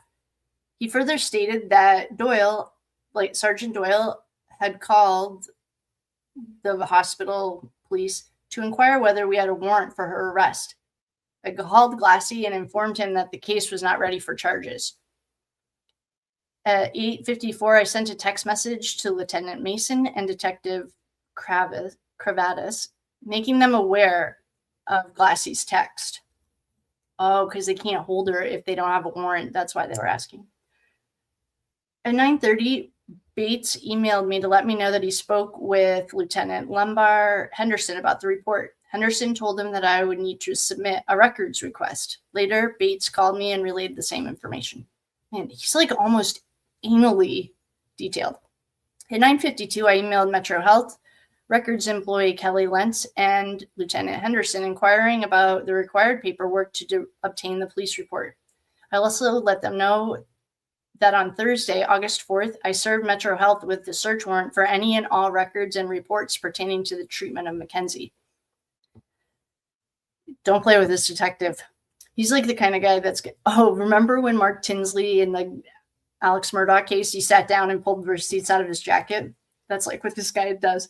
He just think, anyway. Okay, at 7:40, okay, this is the next day, August 8th. 7:42, Lieutenant Mason emailed me the black box results from the Toyota. A hard copy was printed and enclosed in the case jacket, and a digital copy was submitted under Toyota. At 8:30, 3 subpoenas were issued by the Barra Municipal Court for the Strongsville Fire Department report.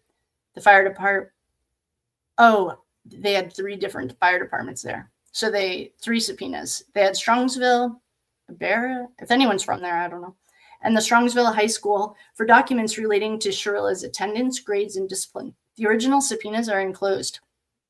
8:42, I arrived at the fire department on 2 Prospect Road and served Fire Chief Terrell a copy of the subpoena for his agency's report.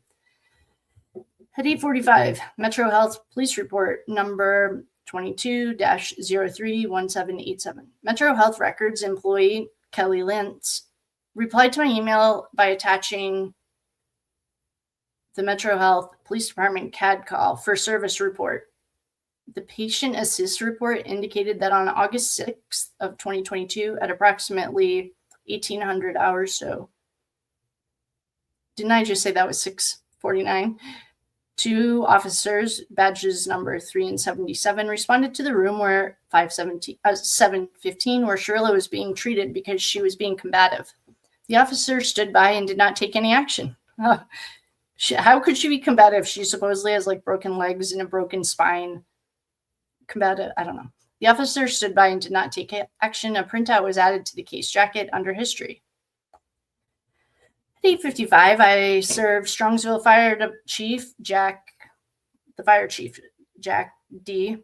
a subpoena for his agency's reports. He immediately complied. He appreciates diligence. He immediately complied and printed out the necessary reports. Hard copies are in the case jacket, and scans are under the reports tab. I asked the chief to run a query on Mackenzie in the fire department reporting system to determine whether his agency had ever treated or transported her. The chief checked as far back as the new system allowed, 2017, and determined that they had only responded to her house for her specifically in 2020. The call was psych related. The fire department requested assistance from the police department. This is the number, the report number. Mackenzie was reportedly threatening suicide. She was not transported for evaluation. During the call, the fire department requested the police department officers to respond. No reason was given. The following disposition was entered by the dispatcher on the call. Female will not be transported to the hospital. Parents do not think her threats are real. They do not believe she will hurt herself. Yikes. Summary of the Strongsville fire report from July 31st. In response to the subpoena, I was provided the following 3 documents by the chief. Strongsville Fire Department report. It contains the information pertaining to the type of call, date, time, responding units, fire medics, and a brief narrative. The pre-hospital care report summary. Davion. Pre-hospital care report. Okay, of Davion. Narrative history, text indicating the following. Drugs and alcohol were observed in the car. Davion appeared to be unrestrained and was found on the lap of the front passenger seat. Davion did not. I wonder if they checked the child safety locks. I hope they say that. Davion did not appear to be breathing and his body was completely flaccid. Once in the back of the ambulance, medics determined he did not have a pulse. The time of death was at 6:54. Okay, then Dominic's pre-hospital care report. Russo was in the front passenger seat. He was cold to the touch. Pupils were fixed and dilated. Early lividity in his feet. Multiple severe, unnatural. Oh, okay. He broke a lot of bones. His neck, back, and legs. Okay. He was determined to be DOA. They focused their efforts on savable victims. At 9:25, I served the high school principal, Mr. Bill Wingler, a subpoena for any and all reports and documents, including the full transcripts, attendance records, notes, documents, and any disciplinary issues or actions for Mackenzie. At 10:07, I received a call from the city prosecutor and assistant law director, Danielle indicating that she would have to redact the protected health information. Okay. Prior to me emailing the fire department's report. 10:13, I called the Metro Health Department to inquire about the life flight report and toxology report. I spoke with Debbie, who said that the life flight report will be included among the documents requested in the search warrant. Debbie further stated that no drug testing was conducted on Mackenzie's blood because a physician canceled the order. Oh, this is what Annie Elise was talking about. I called ADA Troop to inform him that according to the Metro Health medical records, the ER did not test the blood for drugs. A blood sample from several days later, however, remained in the hospital. This is what Annie Elise was talking about. 10:45, I received an email from prosecutor Danielle Swisher with a redacted version of the fire department's report. A hard copy was enclosed. 10:51, I received an email from Debbie from the medical records office. She attached a 473-page PDF containing Mackenzie's medical care report dating July 31st until August 4th. Whoa. 473 pages. The PDF was digitally attached under search warrant tab. Ms. Shirilla's medical report. Summary of the medical report from July 31st to August 4th.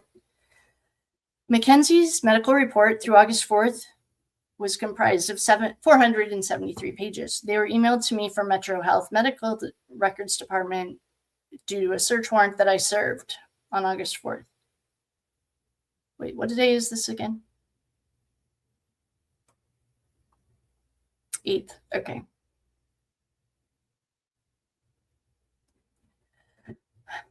Although the report contained medical terminology, the following stood out to me. Page 6 of 473. Dr. Jacqueline Bosworth noted the following impressions. I think this is for Mackenzie. Yeah, it must be. Okay, no acute intracranial abnormality. Are there any nurses in here? Intracranial.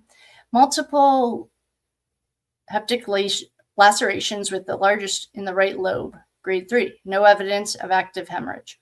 Possible small left renal laceration. Renal? That must be I. I don't know if any nurses are in here.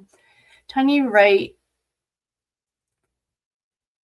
or something. I don't know any of these words. Humerothics. Fractures, posterior aspect, right 8th through 10th ribs. Fractures. Oh, so she did break her ribs. So she fractured her 8th, 9th, and 10th ribs on the right-hand side. She fractured her humerus.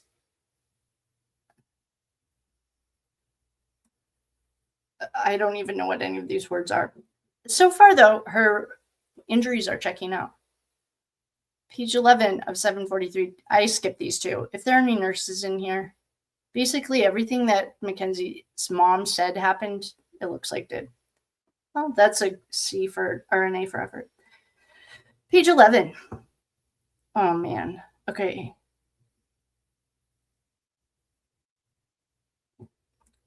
She got fucked up.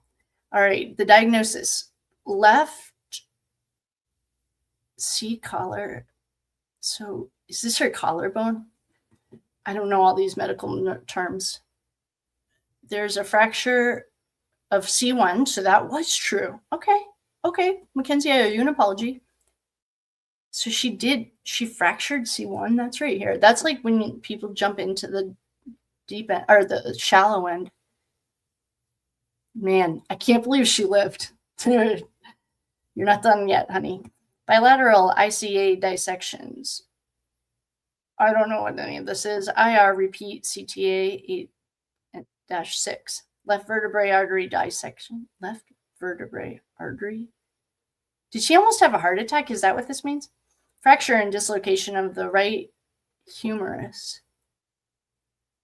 She really, because the right side is what she crashed into. That's why the right side of this is off. Except, and then I get to the left knee.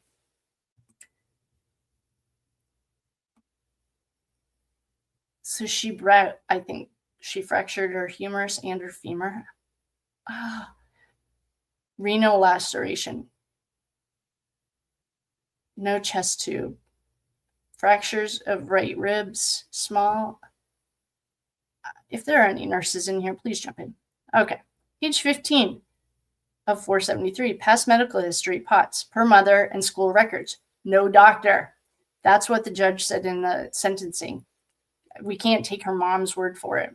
Social history, denies tobacco and drug use. I don't know what ETOH is. He's just pulling out the important things. Page 17.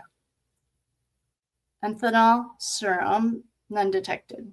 Okay, page 43. Nutrition problems. High likelihood of malnutrition, you think? Page 94. The registered nurse, Michael, page 94, noted the following on August 6th. During the afternoon, patient had been expressing needs to attend her late boyfriend's funeral on Sunday, demanding that she would be leaving the hospital if she had to. Attempts by nursing trauma residents, her parents, and the police were made to help the patient understand why she should not leave, while understanding that she's an adult and she has the capacity to make the decision to leave. Dr. Lenkov and his nurse discussed what had happened and plans if the situation continued to escalate. This nurse talked with the patient about grief and the emotions that she's facing. We talked about how desirable and honorable it would be to be at the funeral, but how family and friends would understand it is not possible for her to attend in person. We talked about how she could use FaceTime on her iPad to be part of the funeral and have her family with her while being at the hospital. The patient was able to control her emotions at this point and will accept the plan of the FaceTime link to the funeral and not leave the hospital. She was not showing any desire for self-harm. Page 157, history of present injury, documented at 731. Per police, there were 2 DOAs. Multiple drugs were found in the vehicle, including mushrooms. Toxicology screen, ordered by Paula Wright and authorized by Dr. Clara KatePutnam. Okay. It was ordered by Paula and authorized by her boss. This right here. Why it was discontinued? The next day, some gut buddy jumped right in and Lenco canceled the tox. 355, trauma patient labs. The box for urine toxicology unconfirmed was checked. Page 361, in the addendum section completed on July 31st at 9:08 hours, Dr. Eric Jenkins noted the following. Patient without recall of circumstances or timing of collision. Patient awake, alert, appropriate, clearly articulated verbal responses. She woke up and pretended she couldn't remember. At 11:08, I emailed Mackenzie's medical records. I emailed ADA Troop Mackenzie's medical records. At 11:16, I emailed Cheryl Greer at the Metro Health Legal Office requesting her phone number to facilitate communications. Now Steve's calling Cole's manager to get his refund. At 11:20, Steve Shirilla called wanting to get Mackenzie's driver's license from the Russo resident. Why? This would be concerning. Steve Shirilla, who wore a Boom t-shirt, also wanted Mackenzie's driver's license from the Russo residence. He was advised to come to the police station and request an escort. At 11:30, Lieutenant Mason handed me a yellow thumb drive containing the data extracted from Mackenzie's cell phone pursuant to the search warrant. It was entered into evidence. At 11:46, surveillance camera time sync. I received an email from Detective Vanek stating on Monday, August 8th, he contacted Test Oil Inc. and spoke with Brock Hazelapple, who confirmed that their camera system was 4 minutes and 20 seconds fast of the city camera time. The memo was emailed to APA Troop. At 11:50, I received a call from Ted Smith, who works with attorney Brad Koffel. Brad Koffel was retained to represent Mackenzie. Smith also inquired about the possibility of retrieving Mackenzie's ID from the Russo residence. I told them to call the police and ask for an escort. At 12:22, Cheryl Greer emailed me a direct line for the Metro Health employee who handles search warrants and subpoenas. Her name is Lindsay. I called Lindsay and left her a voicemail requesting a call back. Shortly after, Lindsay called me back, stating she has no information about the blood. She referred me back to the medical records department. At 12:52, I called Metro Health's pathology department. I was ultimately transferred to the core lab. I spoke with Laura, who told me that the only blood samples they have for Mackenzie is from August 3rd, 2022. Laura explained that Mackenzie's blood from July 31st was disposed of per their policy on August 5th. It is worthy to note that a search warrant for the blood was served to Metro Health on August 4th. The audio recording of this call is preserved. So they were served a search warrant and they still disposed of her blood. He's not happy. At 1:20, I called Tyler Proctor to schedule an interview. He did not answer and I was unable to leave a voicemail. At 4:06, 1600 is 4, so 2:06, obtained blood vitals from August 3rd and 4th. Detective Glover and I picked up 2 vitals of Mackenzie's blood from the core lab at Metro Health Medical Center.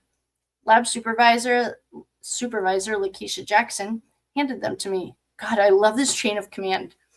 The vitals were taken on August 3rd at approximately 3:10, and the second one was taken on August 4th at approximately 4:10 hours. The evidence was brought back to the Strongsville Police Department, where Detective Vanek photographed and entered them into property. At 3:09, I emailed core lab supervisor Lakeisha Jackson requesting documentation of. He wants to know who approved disposing of the blood with an active warrant. I requested documentation about disposing of the blood samples taken from Mackenzie immediately after arriving at Metro on July 31st. I wanted an explanation as to why the blood was disposed of one day after I served them a warrant. This guy does not fuck around. Okay, at 3:15, Jamie Flanagan called to let me know that she and her husband are back in town and that they have made arrangements with, the Flanagans. So this is Davion's mom. I wonder where they were. Back in town, and that they have made arrangements with the funeral home regarding Davion's remains. They requested information and updates on the investigation. We agreed to speak the next day. At 3:18, I received an email from Lakeisha Jackson acknowledging receiving my request. A printout of the email was enclosed in. He is so anal. I love it. Under evidence and property. If we have Jamie Flanagan's interview, I want to listen to it. I emailed APA Troop to let him know that I was able to obtain 2 vials of Mackenzie's blood, and that the core lab disposed of the sample collected on July 31st. On August 5th, one day after. Oh, he's pissed. One day after I served them a warrant. On August 9th, I emailed core lab supervisor Lakeisha Jackson, inquiring whether they conducted a drug panel on Mackenzie's blood from July 31st. Then I emailed David Sems requesting the audio recording of my phone call with core lab employee Laura, who admitted over the phone to disposing of the blood from July 31st on August 5th. He is crossing his I's and dotting his T's. What does that say? The audio was ultimately added to the network folder. At 10:06, the blood evidence was dropped off At the CCME's toxicology lab on the 5th floor, Jason Stibley took custody of the box and provided me with a copy of the toxicology testing request form. The document is enclosed. Man. If anyone that you love died, this is the detective that you want on the case. Not if you're sketchy, but if you were on the other side of this, this is amazing. At 10:24, Detective Glover and I completed the SW return. Judge John Russo signed the 3 warrants I had already served: EDR, cell phone, and medical records. Detective Glover presented Judge Russo with 4 more SW search warrants for Mackenzie's social media accounts. The returns and the warrants were digitally added to the network folder. The originals are in the case jacket pending filing with the county clerk of court. At 12:40, 18-year-old Kelly, was this the same Kelly? Didn't we just talk to a Kelly? Voluntarily came into the police department accompanied by her mother, Diane, for an interview on August 1st, 2022 at approximately 1500 hours, 3 o'clock in the afternoon. Kelly first came. Yeah, okay, good. Whew. That was who we saw. Okay, Kelly's back. Hey, Kelly, thanks for coming back. Okay, this is a follow-up to the written statement she provided. On July 30th, Kelly was hosting what she described as a low-key graduation party at her house, 3011 Russell Avenue in Parma. Davion called her and asked if he, Mackenzie, and Dominic could attend. Kelly said okay and estimated that sometime between 10 and 10:15, all 3 arrived. Kelly recalled Mackenzie, Dominic, and Davion sitting close to each other near where she was playing a game with some friends. Mackenzie reportedly approached her and asked, "Do you trip?" Kelly elaborated by saying that she understood trip to mean to do acid, not go somewhere, and got the feeling that Mackenzie wanted to trip at her house without actually saying it. After Kelly said no, she overheard Mackenzie and Dominic debating whether they were going to trip when they got to Mark's house. Kelly was unsure who Mark was, but she provided 22628 Westwood Drive as the residence. She had the address on her phone because she attended a party there in July. Approximately 20 to 30 minutes after their arrival, Mackenzie, Dominic, and Davion left. They had a bottle of Patron, which was seen by Kelly's friend Alyssa, and a pen containing weed. Kelly stated that she asked Mackenzie who was driving, and she said probably me. Kelly had known Mackenzie for the past year and Davion since the summer. She knew Dominic as Mackenzie's boyfriend. She believed they left her house because they were looking to party, and her party was too low-key. Kelly doesn't know if Mackenzie buys or sells marijuana, but she knew that Dominic used to. When she asked about her knowledge of Mackenzie and Dominic's relationship, she said they were cool. Okay, I'm starting to see a pattern here. They were cool with each other when she was around. She confirmed hearing from other friends that when they argued, things got really bad. I asked Kelly if she knew where Mackenzie stayed, and she said at Dom's. She admitted being there sometime around March or April when she smoked weed with Dominic and Mackenzie. When I asked her if she had ever been in the car with Mackenzie as the driver, she said no. Kelly mentioned that her friend Tess had told her that Mackenzie sucked at driving.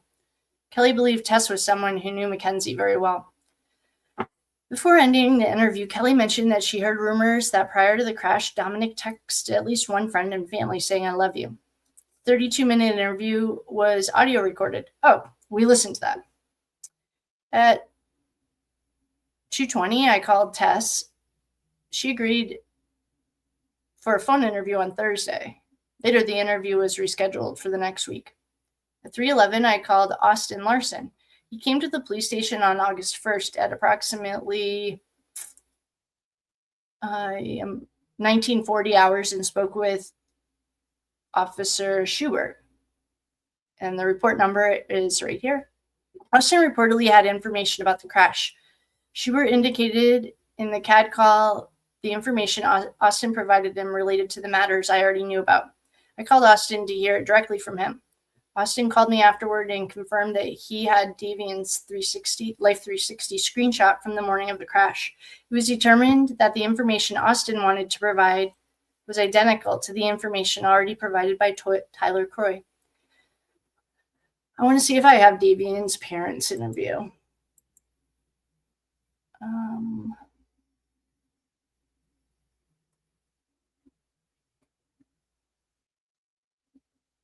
I don't think I have it, but there is a mysterious interview. It wasn't labeled. What is this date?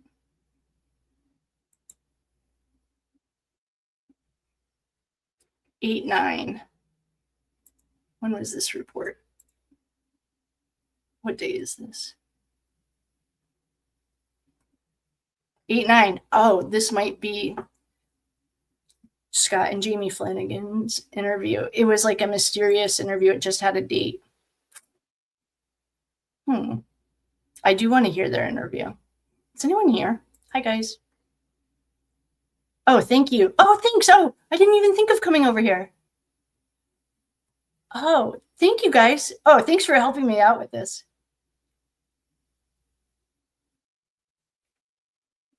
Oh, okay. Nana, I'm just catching up with these. I'm just going to answer these. It's 9 o'clock. Oh, wait. No, it's not. It's 10:30. Okay. Who went to the police? That was Tyler Croy. And I have that interview. And yeah, I made a, I didn't make it a PDF. I made a picture. They have a picture. It's very engineer. I put like a little car that was driving. Okay, the sign in front of the building. Why would they press charges? Oh, thanks for helping me with the ETOH. It's alcohol. Oh, no skull fractures? Okay.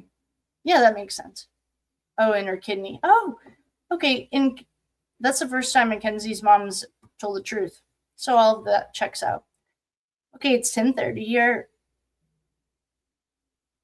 Should we push through? What number are we on for this page? We're on page 23 of 94. I am curious, though. I have a lot of questions about this. All right. I think that you guys are the most chill group ever. I think I might call it a night, and we might have to pick this up in the morning because it's 10:30. I have school duty at 7 in the morning. Maybe that's what we'll do. All right, this is part 1.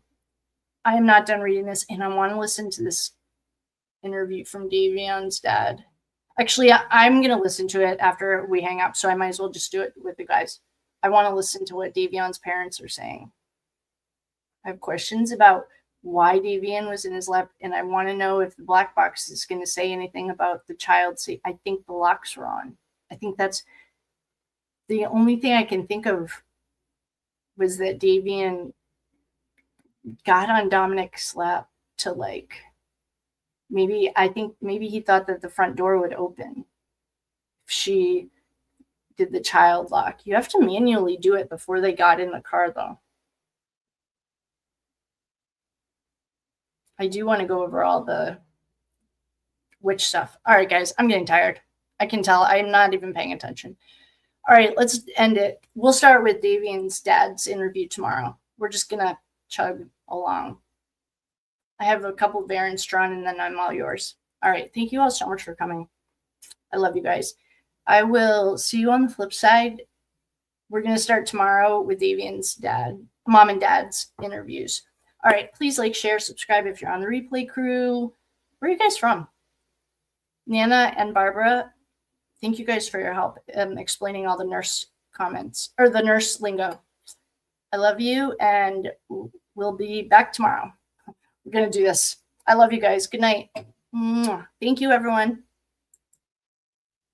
Oh, you'll never get to wear those figure skates. I'm gonna whack.